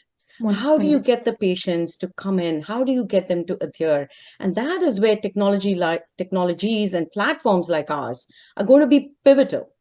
Because with the VR, and this is, I get this again and again, it's that wow factor. Is that feeling that, wow, I'm not going to have to do this mindfulness for half an hour. Here, I'm going to sit for 7 minutes and I'm getting that same thing. And you get into it much faster. And, you know, that stigma or any of these other things that you have to overcome with the millennial generation, especially, there's none of that. So I really see, and studies have proven this, there's a body of evidence showing VR being much more, you know, great at adherence and patient engagement. I think that's where this modality is really going to play a key role in differentiation. And we look at it the same way. So we are device agnostic. Our platform works off of a desktop or a mobile device, but the VR is where that, you know, that delightful experiences come in, because we want this to be delightful. We want to deliver that joy throughout this journey, and we know how unpredictable and uncertain this can be. So that's 100%. What we're going to be doing. I love, and I really like how like the VR component is optional. So it is kind of easing folks in that may not be as comfortable, and really kind of designing for all. So I like that that was kind of the approach that you took. Yeah, thank you, Nina. Yeah, it's the land and expand strategy, like I like to call it. We want to get people in and then see how they can get used to the VR and try it out. And we're seeing a lot of interest. I mean, I was just at this large health system a week ago, and the nurses were so wowed. It's like they were like, "We'll do anything this takes to help you get this to patients." They literally told me that, and that was so motivating. We are raising up, $2 million round now. I do have soft commits for half of that, and really looking now to have folks who will support us and be there for this next big thing that's going to arrive really soon. That's amazing. I'm crossing my fingers for the raise, Karthika. That is incredible. Yeah.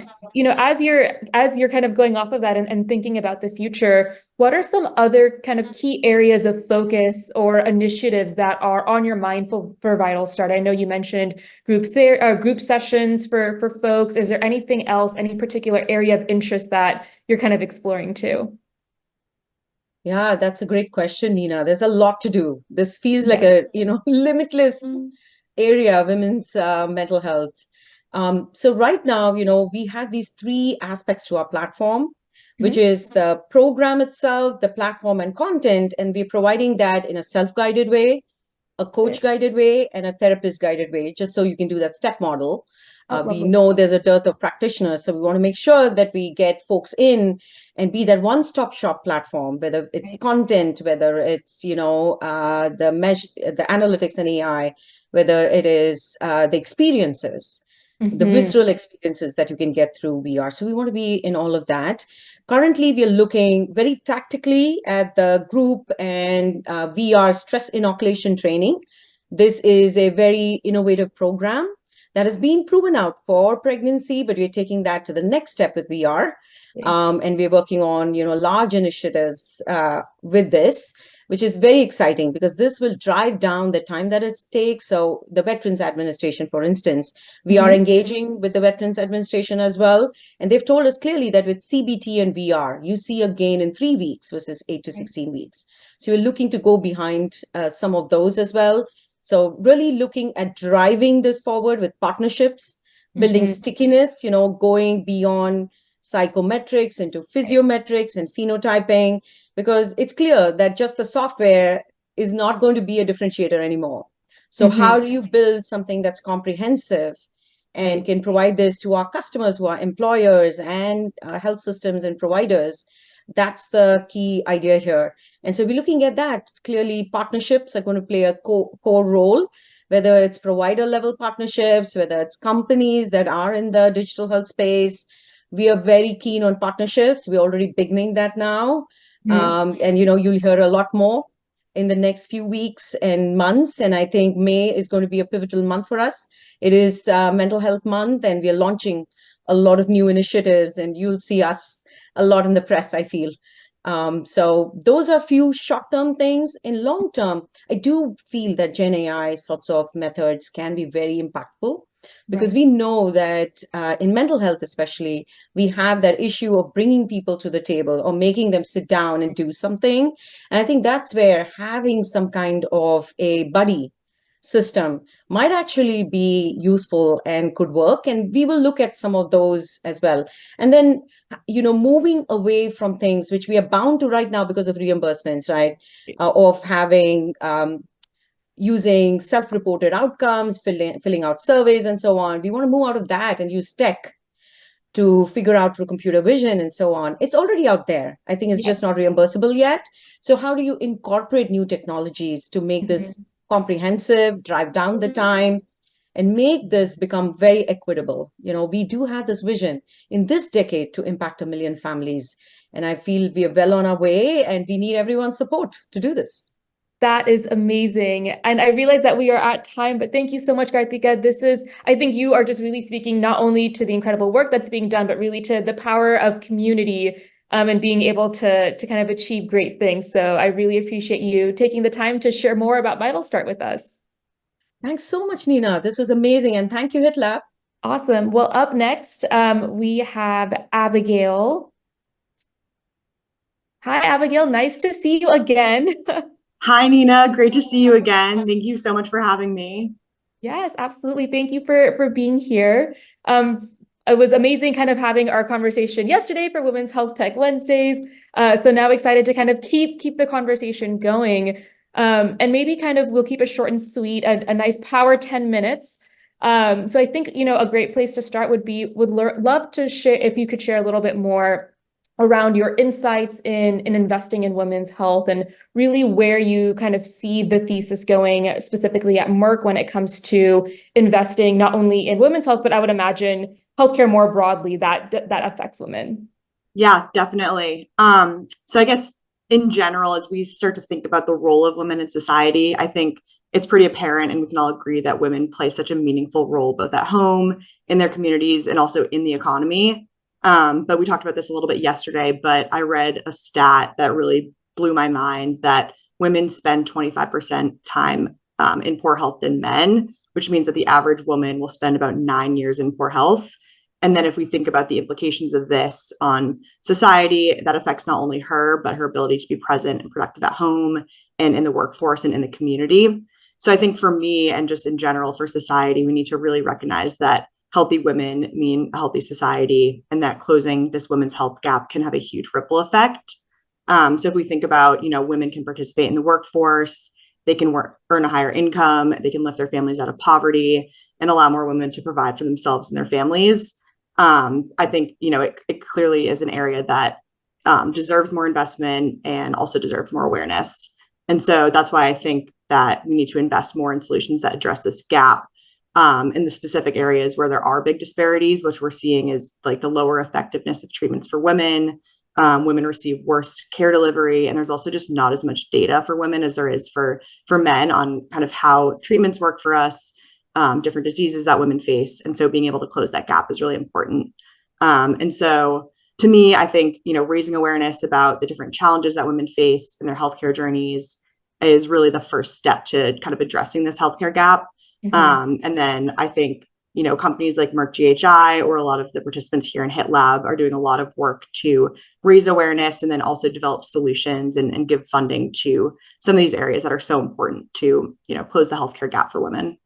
Absolutely. That is definitely a rallying cry if I've ever heard of one. That was so beautifully comprehensive. Thank you so much for sharing that, Abigail. And I think on that note, are there any kind of key areas within women's health or healthcare that you are kind of seeing that you would think warrant greater investment and intention, either just through your experiences at Merck or just more broadly as you've kind of just been seeing the landscape overall? It's such a great question. And I think, it's such a broad category, women's health. And usually what first comes to mind is reproductive and maternal health. And obviously this is a huge area. And, we really do need to focus on this, especially since the outcomes that we're seeing today are still pretty disappointingly poor. But we also do need to remember that women's health encompasses not just maternal and reproductive health, but also just general conditions that may affect women just differently than men or disproportionately. So for me, number one, I would love to see more of a focus on reproductive and maternal health care, especially in the US. I think one stat that I read is that 4 out of 5 pregnancy-related deaths are preventable. And so there's obviously a lot of work to be done and a lot of tools and funding and research that we can be doing to kind of get our outcomes on par with where we should be as a country. And then the second area is I would love to see more awareness of how general conditions can affect women differently than men, and then a focus on more women-specific general health conditions like cervical cancer. So making sure that we have the funding going to those areas and the research to make sure that we can understand, what the situation is and then what interventions can be used to close these gaps. That's incredible. And I think on that note, can you share if you have any a specific successful initiative, program, success story that you have where you were able to see kind of this positive impact through the investment, through kind of your engagement in a portfolio company kind of come to life? Yeah, it's a great question. So we have one portfolio company that is in the social determinants of health space. And what they're able to do is connect social care workers. So, that's if we think about kind of like services for homeless people, kind of services that connect people with jobs, food banks, shelters, that kind of thing with healthcare providers, so that when a patient comes into the doctor and they may need some support outside of what the health system can provide, the doctor can connect them with the right kind of social care service. And so one area that this company is working on is how do we address the screening gap for triple negative breast cancer in underserved communities. And so what they're doing is they're working on providing sort of more education and resources to improve the screening rate in these areas that are historically underserved and have higher prevalences of breast cancer, but don't have the screening required to kind of identify these cases early and provide the resources that are needed. So, that's just one example, but I think there's so many opportunities out there where we can kind of identify the gaps. And oftentimes there is a simple solution that, we can deploy through technology or a program that can have really, really important impacts. That is incredible. And I think on that note, as you're really speaking about the power of accessibility, right, as you're thinking about some of these more smaller communities where healthcare may be a little bit more restricted, kind of wanted to ask you if I could make this very, very broad, but in your view, what role kind of do policymakers, providers, organizations, communities, all kind of this collective can really play in advocating for increased investments in women's health? I think just so curious to see your take, kind of thinking more holistically or broadly. Right. It's a great question. And I think, there's a lot of different answers, but the simplest one is that I think these are kind of the key decision makers, and these are the groups that are deciding where funding goes and which initiatives get supported and where resources are deployed. And so I think obviously we'd love to see more awareness of what these issues are and making sure that we can get key stakeholders in each of these groups and playing the role of education and identification of interventions that work. And then once we're able to do that, hopefully we're able to find more funding and kind of give resources to these areas, and really just drive that awareness, and making sure that the resources are going to the right places. And then I think another important piece that we forget is tracking outcomes. So making sure that, if we're deploying funding and resources to this area, did it work? Did we see positive outcomes? Can we replicate this? Can we scale it? So really making sure that it's not just a, one and done solution. It's something that can be replicated and scaled across other communities and potentially other problems. And then I think in terms of, making those solutions stick and keep going, that's where collaboration really comes into play, and making sure that there's conversations between philanthropists who are funding these solutions and healthcare workers who are delivering the care, and research organizations that are tracking the outcomes and tracking the results. And so if everyone can kind of work together, I think we could see a lot of change. I love that. And I know we have about a minute out, so I wanted to ask you one quick final question. Really wanted to get your take on what do you see as kind of the role of technology in some of the programs that you're seeing, and kind of just really so curious about your specific perspective at Merck. What are you kind of seeing as the role of technology moving forward? Definitely. And this is something I'm really excited about. I think, right now with the emergence of so many tools and, data collection platforms and analytics platforms, we're really able to collect more data on what's happening. And then we can parse through it and understand what the results are and what are the outcomes. And so to me, I think this is a way for us to really, be better at gap identification, and then also better at understanding which solutions really work. And so I'm excited for tools that can help us to kind of more efficiently address areas that need more resources and see what impact that those have. Awesome. Well, thank you so much, Abigail, for taking the time to chat, and over to you, Stan. Incredibly motivational and inspirational to see the Merck Global Innovation Fund doing such good work and across so many different areas, but obviously particularly in this month and with Women's Health Tech. And speaking of Women's Health Tech, and speaking of Nina, everyone's favorite program on a weekly basis, Women's Health Tech Wednesdays, that she hosts and has hosted for a few years now, just tremendously generous with her time to really highlight women who are leading the revolution in women's health tech and venture. So do click on the QR code or scan it with your phone and sign up for that as well. And next up again, HITLAB's own innovation strategy manager, Riley Fink.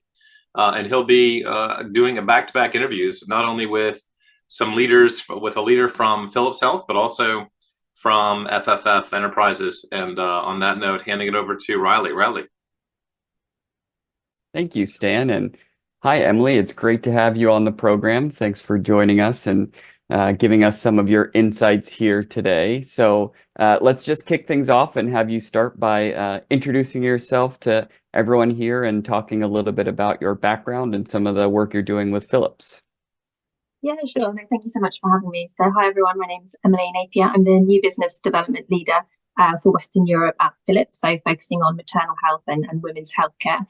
So we've been doing women's health for many years now, actually, at Philips, but I predominantly work on our Pregnancy Plus application, which is the world's #1 pregnancy app, and also our Philip Advent portfolio, so connecting those very much in the B2B space with insurers or public governments, and looking how we can best support individuals through their pregnancy to get the best possible pregnancy outcomes.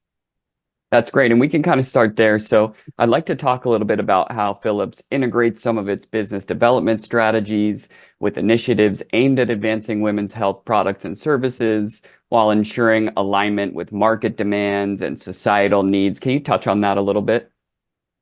Yeah, of course. And I think, we can start by, if we look at my area in Europe, we have 4 million births every year in Europe. And we're really lucky with our Pregnancy Plus application that we reach 80% of all pregnancies in Europe. So we can really have a big impact on 80% of all births within this region. And that comes from impact on education, health, well-being.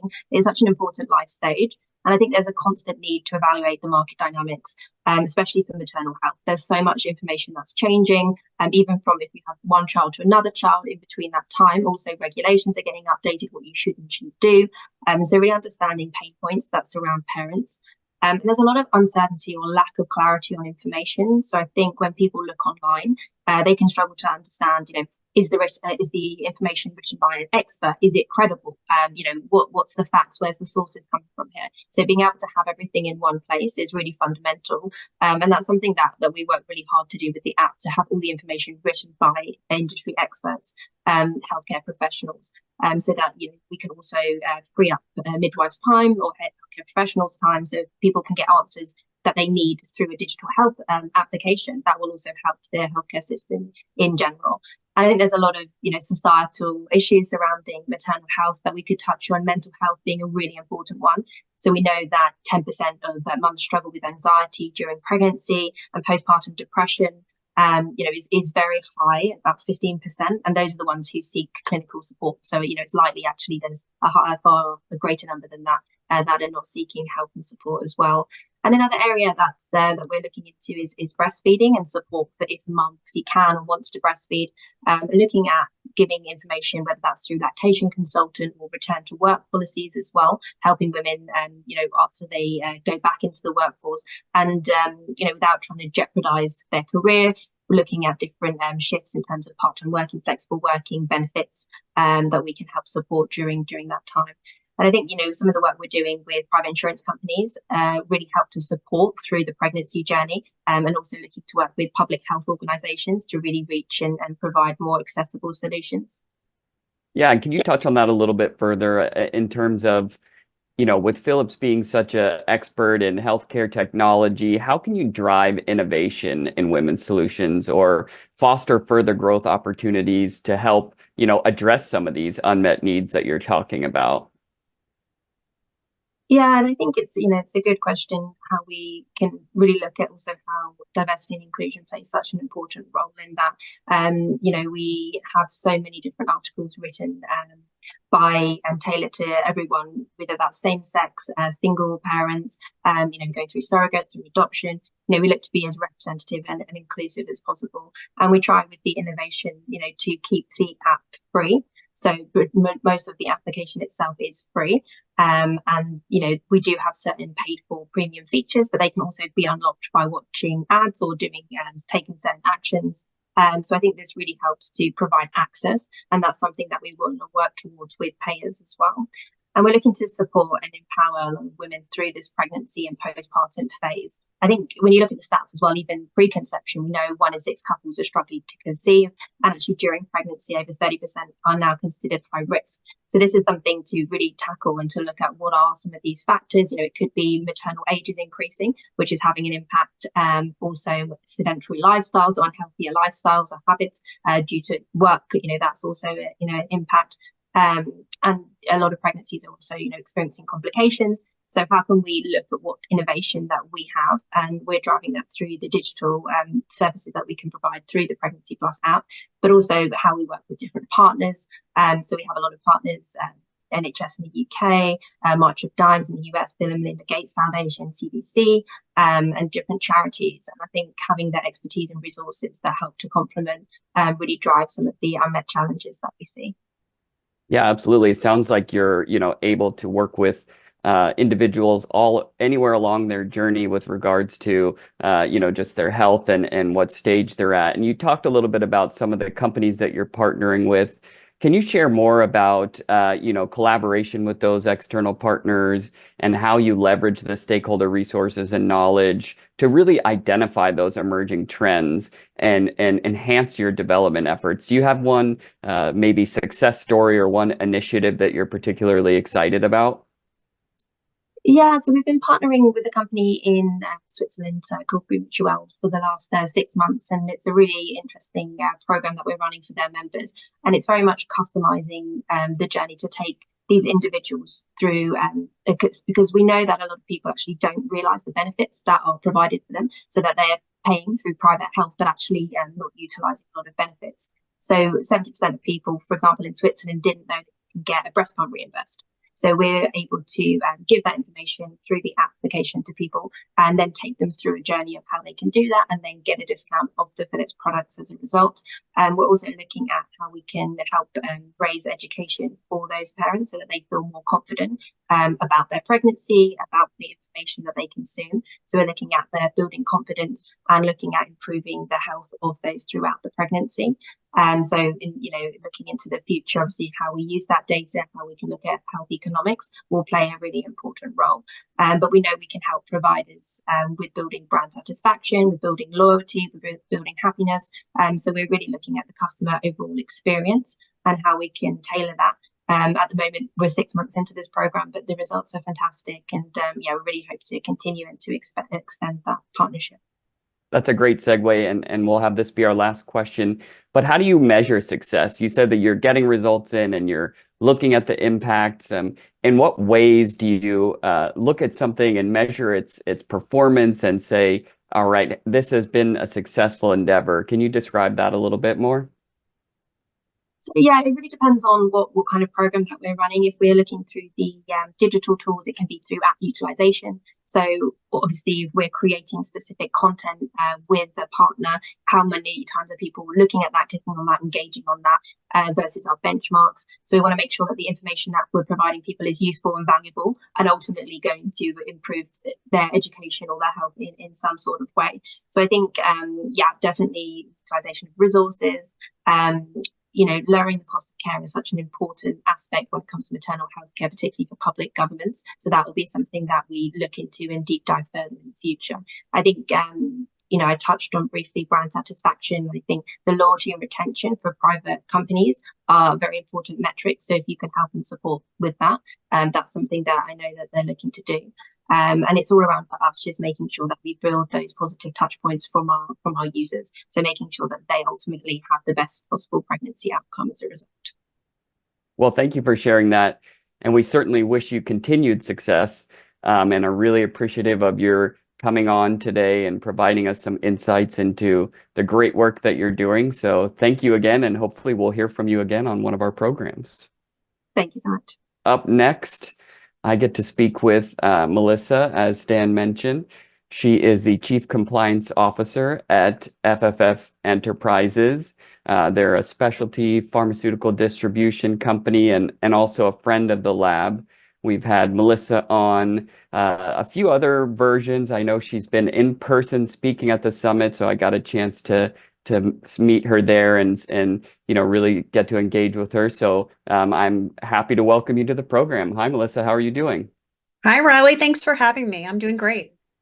Excellent. Well, I know you, but for those that don't know you, can you please start by giving a brief introduction and talk a little bit about your background and the work that you do at FFF Enterprises?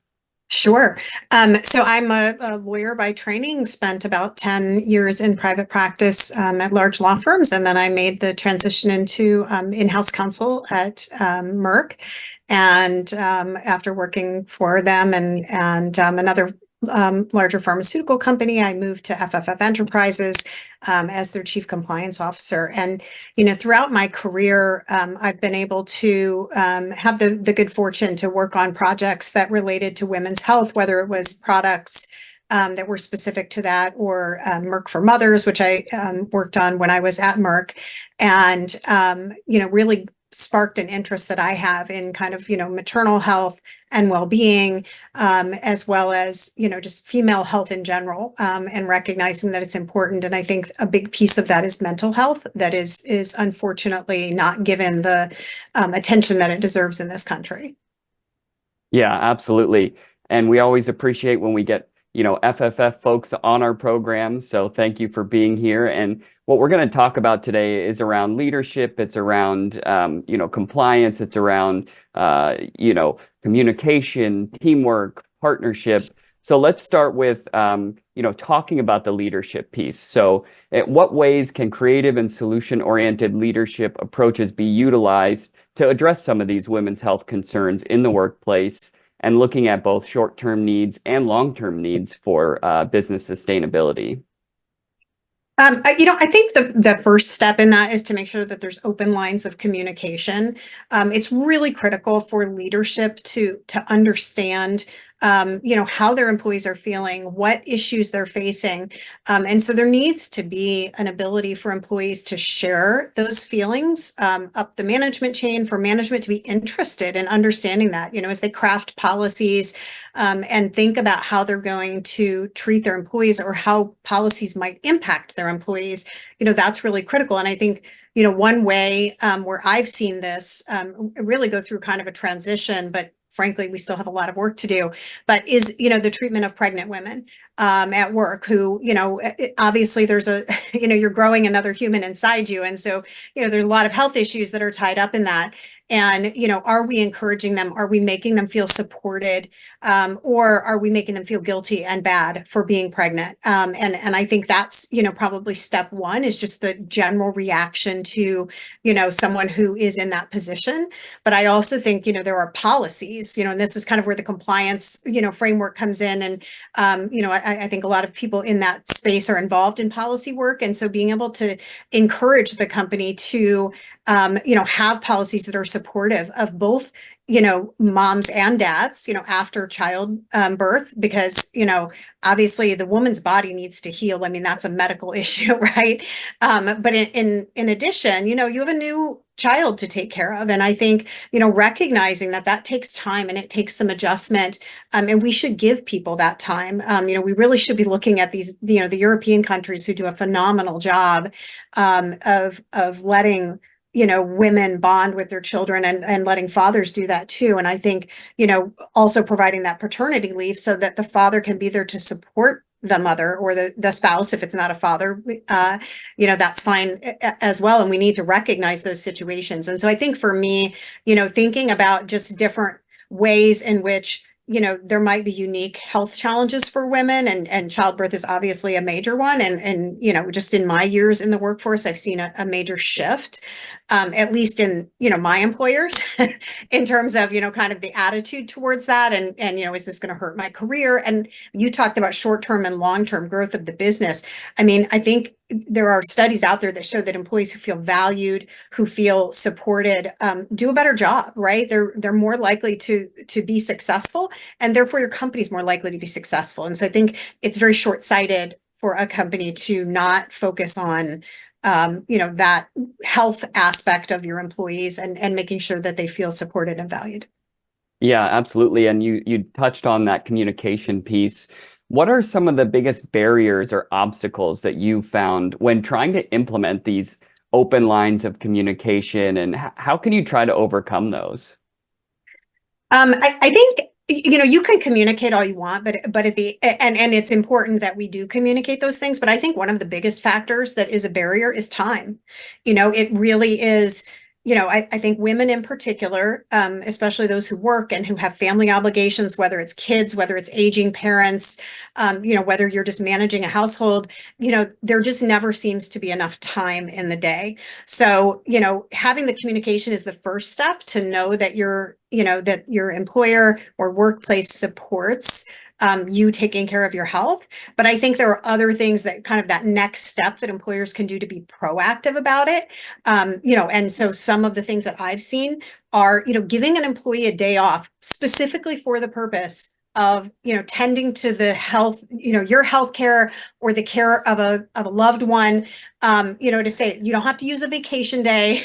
This is a paid time off. Go get a mammogram, go have your annual, checkup, go, take your, aging parent to the doctor, whatever that may be, but really giving people permission to take that time to manage their mental health. And another great example I've seen of that is, there are a lot of health centers and healthcare providers, some of the bigger systems that offer like mobile mammograms, or I've even seen a mobile dentist, but, being able to provide that for your employees, to come on site and say, here, we're going to make this easy for you. You don't even have to leave our, facilities, to go get this done. And by the way, by doing that, you're giving them permission, to make an appointment, set it on your calendar, come, we're bringing this to you. We value it. We think it's important. And so I think those are a couple of really great ways I've seen, employers go beyond the communications phase and say, not only do we want you to do this, we're going to try and enable you to do that. Yeah, it's a great example of, the importance of teamwork, which is the other piece of this. It's communication, it's teamwork. And I've heard you discuss that idea previously in talking about, like a doctor day or like a care day, whatever it is, however you want to coin it. But it's something where it can kind of, take off that burden off of someone who's maybe putting something off because they don't feel like they have time. It's allowing them to say, okay, I can go now and do all these things that maybe I might be avoiding or ignoring. And by having a company that's, implementing something like that or supporting that, it can really make someone feel better about, needing to go take care of whatever is going on at home, opposed to what's going on in the workplace. But I want to talk a little bit more about, your perspective in being the compliance and the legal partner. How do you collaborate with the healthcare providers and experts to ensure that women's health initiatives are evidence-based, following regulations, and are effectively contributing to the overall success of your business? I mean, I think, obviously there can be lots of different initiatives to address these things. I think, when you kind of get down to the evidence-based portion of this, you're really looking at clinical trials, right? If you're talking about treatments and making sure that we understand the female body, right? It's not just, I was actually reading an excerpt from a woman's book about, women's healthcare recently. And she talked about how, for the longest time, women were just treated as like smaller versions of men when it came to kind of medicine and treatment. And obviously, we've since discovered that's not a good approach. But I think, at the end of the day, making sure that, when you're if you're in an environment, whether you're a researcher or you're a company that's funding research, that your clinical trial design takes that into account and says, we need to make sure we're including enough women or female subjects in our trial. We need to make sure we're actually looking at the difference. It's not enough just to have female subjects in the trial, but you need to be able to actually look at, is the data different when we take, when we filter out and look at the female subjects. And so I think, that's a huge part of that. And then I think, you talked about kind of this leading to business success. And I've talked about this before too, but, women really control the purse strings and the decision making, at least in this country. I think the numbers are 75 to 80% of consumer purchases are controlled by women in households. And, the NIH has published data that, women make 80% of the healthcare decisions for their families. And so, I think as an employer, as a company, a healthcare provider, showing interest in and support of, dedication to women's health is such an amazing way to gain trust of those people who are making the decisions about where they're going to, spend their money and where they're going to, spend their time and resources and who they're going to do business with. So to me, that seems like a prudent business plan.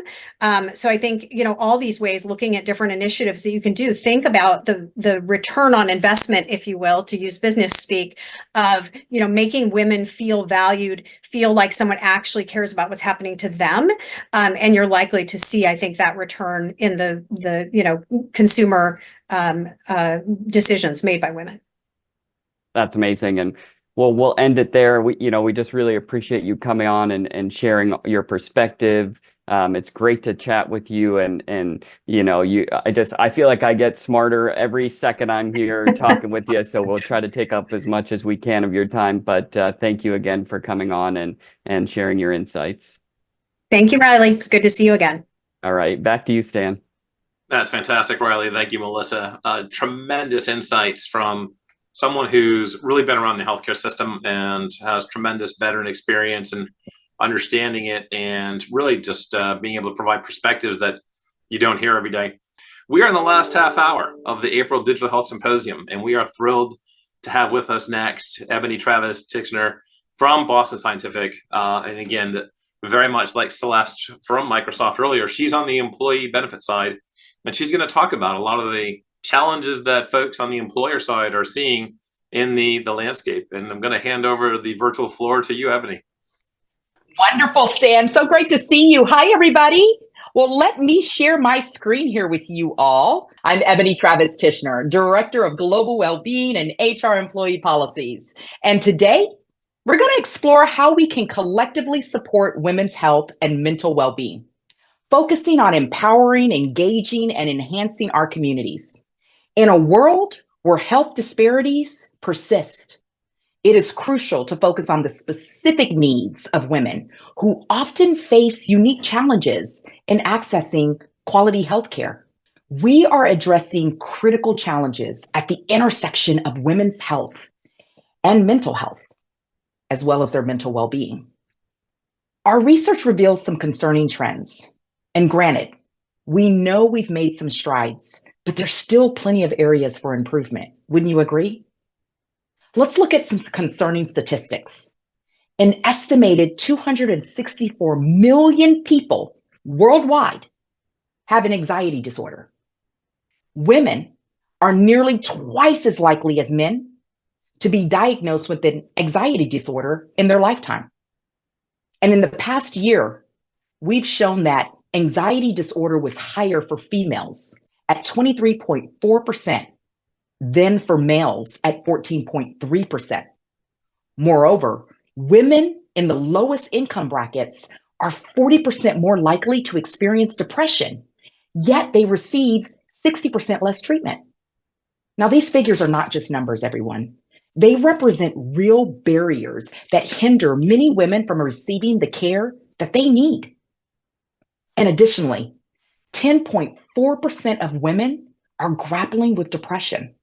And it's a significant mental health concern, further intensified by hormonal shifts during reproductive events like menstruation and menopause. Look, these hormonal changes can provoke pronounced mood swings, depression, and anxiety, impacting overall well-being and daily functioning. Understanding and addressing these factors, it's so crucial for effective mental health support and treatment. Turning to disparities in mental health service access, the data we research, it highlights major gaps. In rural areas where nearly 20% of the population lives, only 9% of psychiatrists, for example, and 16% of psychologists practice, therefore underscoring a critical shortage of mental health professionals. And furthermore, uninsured women are much less likely to access services compared to their insured counterparts, 11% versus 35%. You know, income level also affects access to care. Women in the lowest income bracket experience depression at a rate of 40% higher than those in the highest income bracket, yet they receive 60% less treatment. And pause there for a moment. This data that in this research that we've gathered here, it comes from some credible resources that you can see there below. These data points illustrate deep-seated barriers that hinder many women from receiving the necessary care. And again, it underscores the systemic reforms to ensure capable mental health services for all women, irrespective of their location, insurance status, or income level. But by addressing these issues, we actually aim to enhance both the mental and physical health outcomes for women, transforming lives and ensuring a better quality of life. It's not just about improving healthcare. It's about making those lasting changes that benefit everyone. So how can we bridge the gap? What could we be doing? I want to direct your attention to the critical intersection of mental and physical health in women and the barriers that keep many from receiving the care they need. This integration is crucial for comprehension and, even more significantly, for actually taking action. I want you to consider Sarah, who lives in a rural area, who actually struggles to find even the basic mental health services. And then there's Emily, a freelancer without stable employment benefits, who cannot afford regular therapy sessions. You know, those stories are real, and they're more than just data points. They represent real struggles that affect daily lives and futures. Let's recognize that mental health is not separate from physical health. Instead, they're profoundly linked. Stress from work-life imbalance, cultural expectations, and social economic pressures, they don't just strain the mind. It has tangible effects on the body. Chronic stress can lead to heart disease, diabetes, and other serious conditions. Thus, improving women's mental health is not merely about well-being. It's actually about saving lives and enhancing the quality of those lives. And the barriers to this integrated approach to health, they're significant. When we talk about access to healthcare, we're not just referring to the distance one must travel to find a specialist, as noted by Sarah, the rural resident. We're talking about the affordability and the comprehensiveness of care, which Emily, the freelance worker, she points out as a major concern due to the cost of treatment. And let's take some of the insights from earlier and apply them here.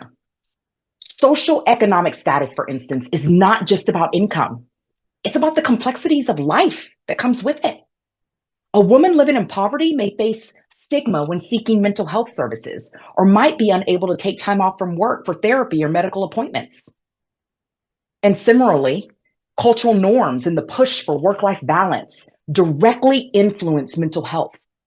And these aren't abstract concepts, but everyday realities that can lead to anxiety and depression, which in turn takes a toll on our physical health.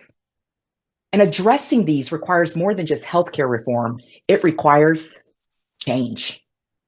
And moreover, when we discuss social support, limited healthcare, and past trauma, we're actually delving into the psychological barriers that prevent women from seeking or receiving effective treatment. A woman who lacks a support system is going to suffer silently. And without that proper provider training, her struggles, they'll go unrecognized. So in essence, bridging the gap in healthcare means creating systems that are not only physically accessible, but also culturally competent, stigma-free, and financially feasible. It means ensuring that women from all walks of life have the support and resources they need to maintain both their mental and physical health. So as we move forward, let us remember that these are just not individual women's issues. These are societal issues that affect us all. Our collective health and prosperity depend on our ability to support the well-being of every member of our society. And together, we can bridge the gap. We can create a world where mental and physical health are understood as a single intertwined thread in the fabric of women's healthcare. A world where the barriers we've discussed are dismantled for the betterment of all. So we have to continue to have these conversations. But most importantly, we've got to take action. We need to empower, engage, and enhance. We've got to educate women about the importance of mental health, build those supportive communities, and advocate for inclusive policies. Because every single one of us can contribute by supporting local mental health initiatives, promoting workplace well-being, and pushing for healthcare reforms. Because together, we can make holistic health a reality for every woman. Thank you. That is outstanding. Really appreciate the presentation and would love to take some questions. We've got a few more minutes. So if there's any questions, I've got one question for you, Ebony, just off the top of the list here. And they're wanting to know, what is the future of what you're talking about? What is the future women's health, particularly when you talk about large employers, employer benefits programs? Where do you see this heading for digital solutions that large employers can sponsor in women's health area? You know, I see a lot of organizations starting to take action on that. I see them starting to dig deeper, create opportunities to where, policies are changing. They're recognizing the needs of their workforce, most in particular are women. I see organizations starting to leverage the technology, offering more benefits in order to meet people's needs inside and outside of the workplace. I can't sit here and tell you that everyone is on the same path or going down the same road, but I wholeheartedly believe, even like an organization like ours, that we are taking all the right steps to ensure that we are recognizing the importance of women's health. That's fantastic. And what specific apps have you seen in women's health with large employers really growing in adoption? Gosh, you know what? I can't tell you off of the top of my head, to be honest with you. At the moment right now, I deal a lot more with like our well-being strategy. So I'm really not down in the benefits, as far as the offerings. But what I can tell you is that, when we think about mental health, for example, we are offering now Spring Health. Right. And it's an app where it's not only just an offering where you call someone, etc. They also offer an app where people can take the opportunity to understand where they're at on the spectrum. What support do they need when it comes to their mental health? So I'll use Spring Health as an example that's supporting not just our women, but everyone in our organization. Does that help? That helps a lot. No, that's really fantastic. And in terms of the community that's listening to this, there's people from all over the world that are listening to this symposia today. What advice would you give the startup community who are trying to reach out to large employers and generate some interest in adoption with large employers and their wellness and healthcare programs? Yeah, that's a good one because, we tend to get a lot of that. And I think a lot of it is have your business case up front, right? Show us the examples up front of how this is solving for what you're solutioning for, right? What does your product, what is it solving for?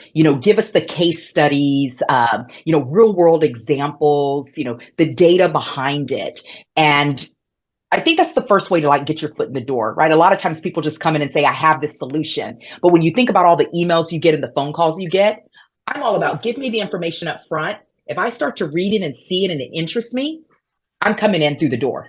Right? I'm going to go ahead and just invite you in because you've already laid the foundation for us to understand what it is you're trying to, solve for and help us with data, with research, with information, right? So for me, that's what I would suggest is come in strong, no soft, come in ready with the data and the information.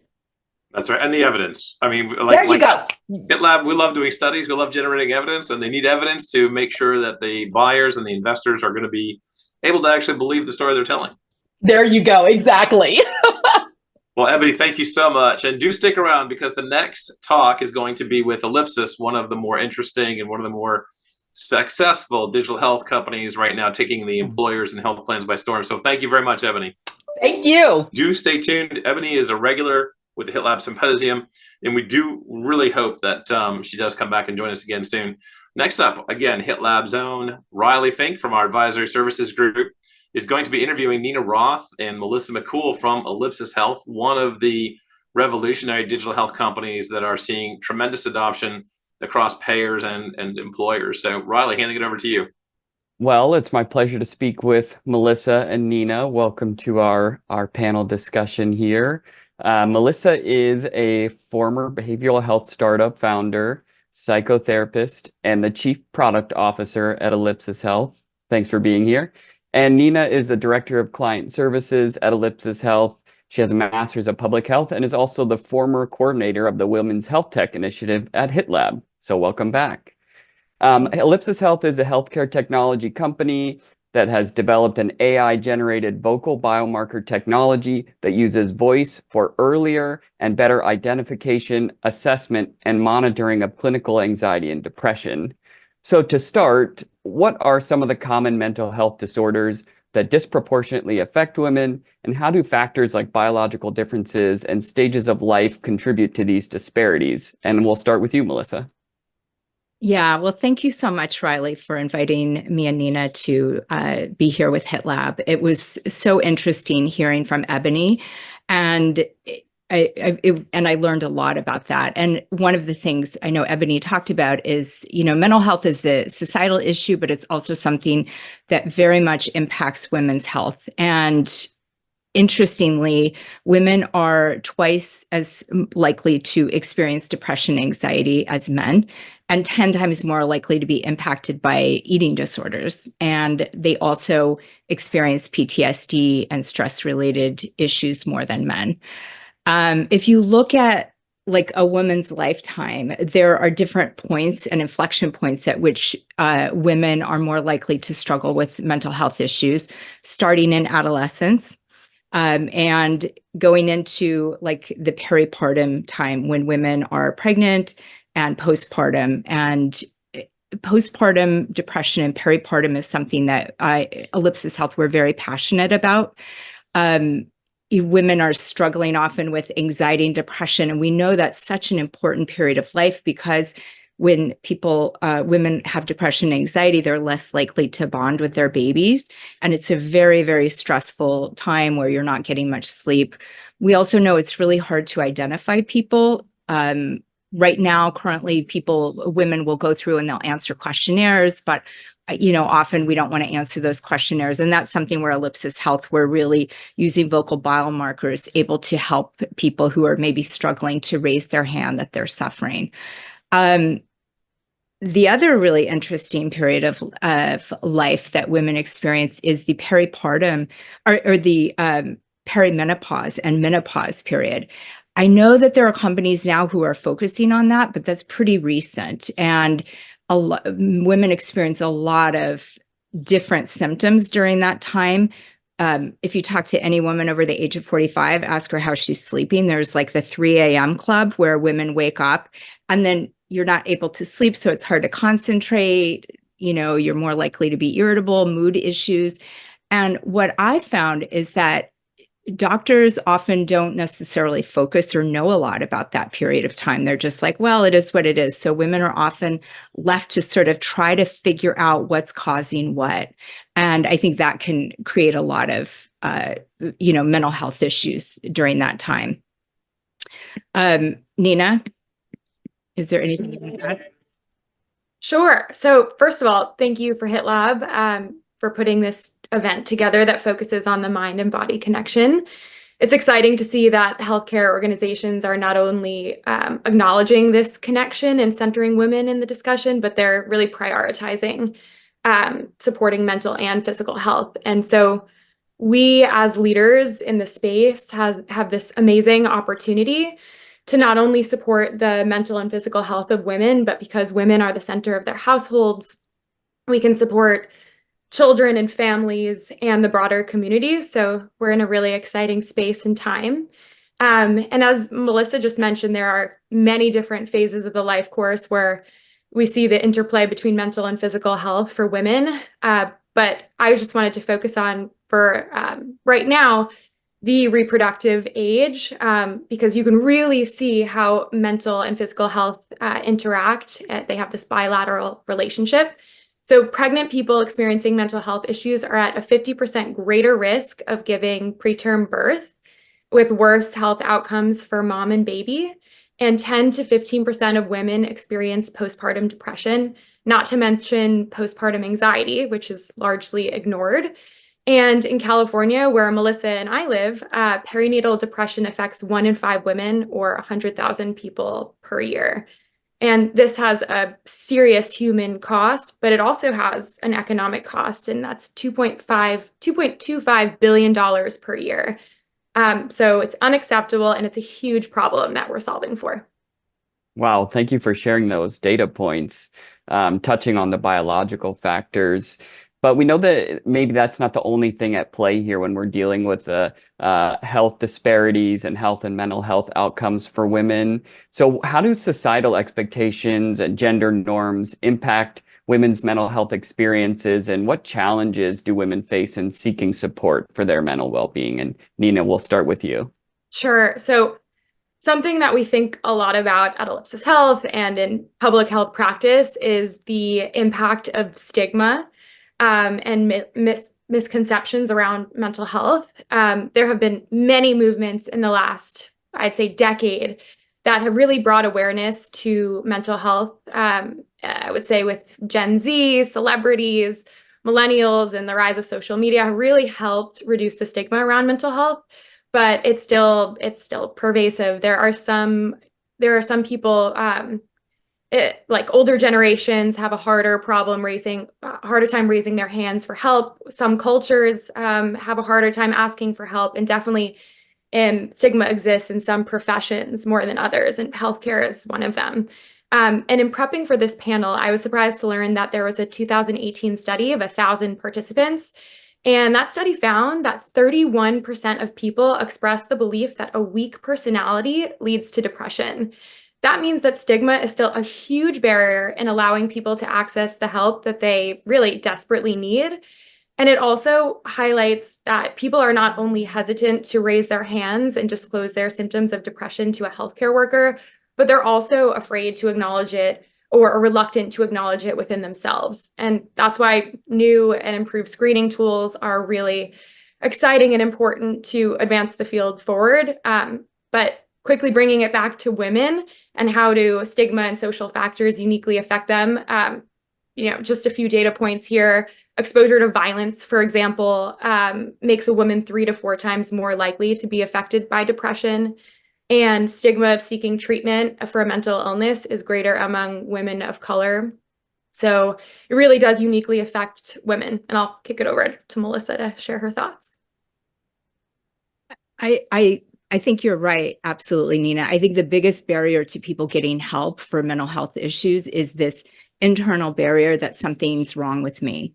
And I think when you're going through it, there's sort of a fog. And that is something that I've noticed as a therapist, that we force people to overcome that barrier as opposed to normalizing it. This happens. I actually think that it's easier for women to seek mental health help. And actually, I think the data supports that women are more likely to seek help than men are. And actually, women have more support around them. They're more likely to have close friends and a community of people around them. So I think in that way, it's more helpful for women. One thing I want to point out, though, is society, that I think it's important to focus on, or at least highlight, and I think we'd be remiss if we didn't highlight, is the mental health impact that has happened over the last few years in light of Roe v. Wade being dismantled. And there's some research that came out late last year that shows that there are higher rates of emotional distress, anxiety, and depression among childbearing age women in the states where these laws have been repealed. And so we all know physical and mental are combined, but I think when reproductive rights are being impacted, that absolutely impacts mental health. Yeah, absolutely. Thank you for sharing that. That's a great piece to end on. And I will say that with all of the technology on our phones that are giving us stress and anxiety, it's nice to know that you two are developing a technology that can help deal with some of those issues. So thank you again so much for sharing your thoughts and your insights, and we hope to get you back on the program again. Thanks so much. Thanks. All right, back to you, Stan. It's fantastic, Riley. And again, cannot thank the Ellipsis team enough for joining us today. Melissa and Nina, thank you. And Nina, great to see you again, as always. And that wraps up our April Symposium. You see the adoption of digital health technologies across the ecosystem, and you see the amazing runway that it's seeing not only across traditional payers and providers, but large employers and life sciences as well. And this adoption rate is really picking up, and we're seeing that in terms of not just the new implementations across the US healthcare system, but also the additional rounds of funding that we're seeing in the B, C, and D rounds of these companies. And for those of you with startups or those of you who know of startups, please join and apply to the Age Tech Collaborative from AARP Challenge. We do this in conjunction with the AARP folks every year, and it is a fantastic opportunity for you and your startup to be noticed and to win all sorts of prize money and research prizes. And again, Nina Joshi and the Women's Health Tech Wednesday program. We'd love for you to join that as well. Just scan the QR code and sign up to be on that invite list on a free every Wednesday basis. And we couldn't do this without all the amazing staff at the HITLAB: Rachel, Yamina, Ainsley, Raymond, Pallavi, Melissa, Jerry, and of course, Naomi. You folks are amazing. We appreciate you so much for putting on this program every month and all the other programs that the lab does and events and education. And of course, to our sponsors. Without any of our sponsors, we wouldn't be doing this at all. And we appreciate everyone from FFF to Merck Global Health Fund to the Helix team, certainly the metadata team and Dassault, and Information Media Corporation, the Intelligent Packaging leaders globally, AARP, and certainly Kenview and the Data Science Challenge coming up in December. And thank you all to you. Without you joining us and being a part of this, we wouldn't be here. So really appreciate you all joining us this month and certainly next month. Stay tuned and don't forget to sign up for the May Symposium, the last Thursday of May, again, 11 a.m. to 2 p.m. Looking forward to seeing you all then. Until then, please do stay safe and stay well. Take care.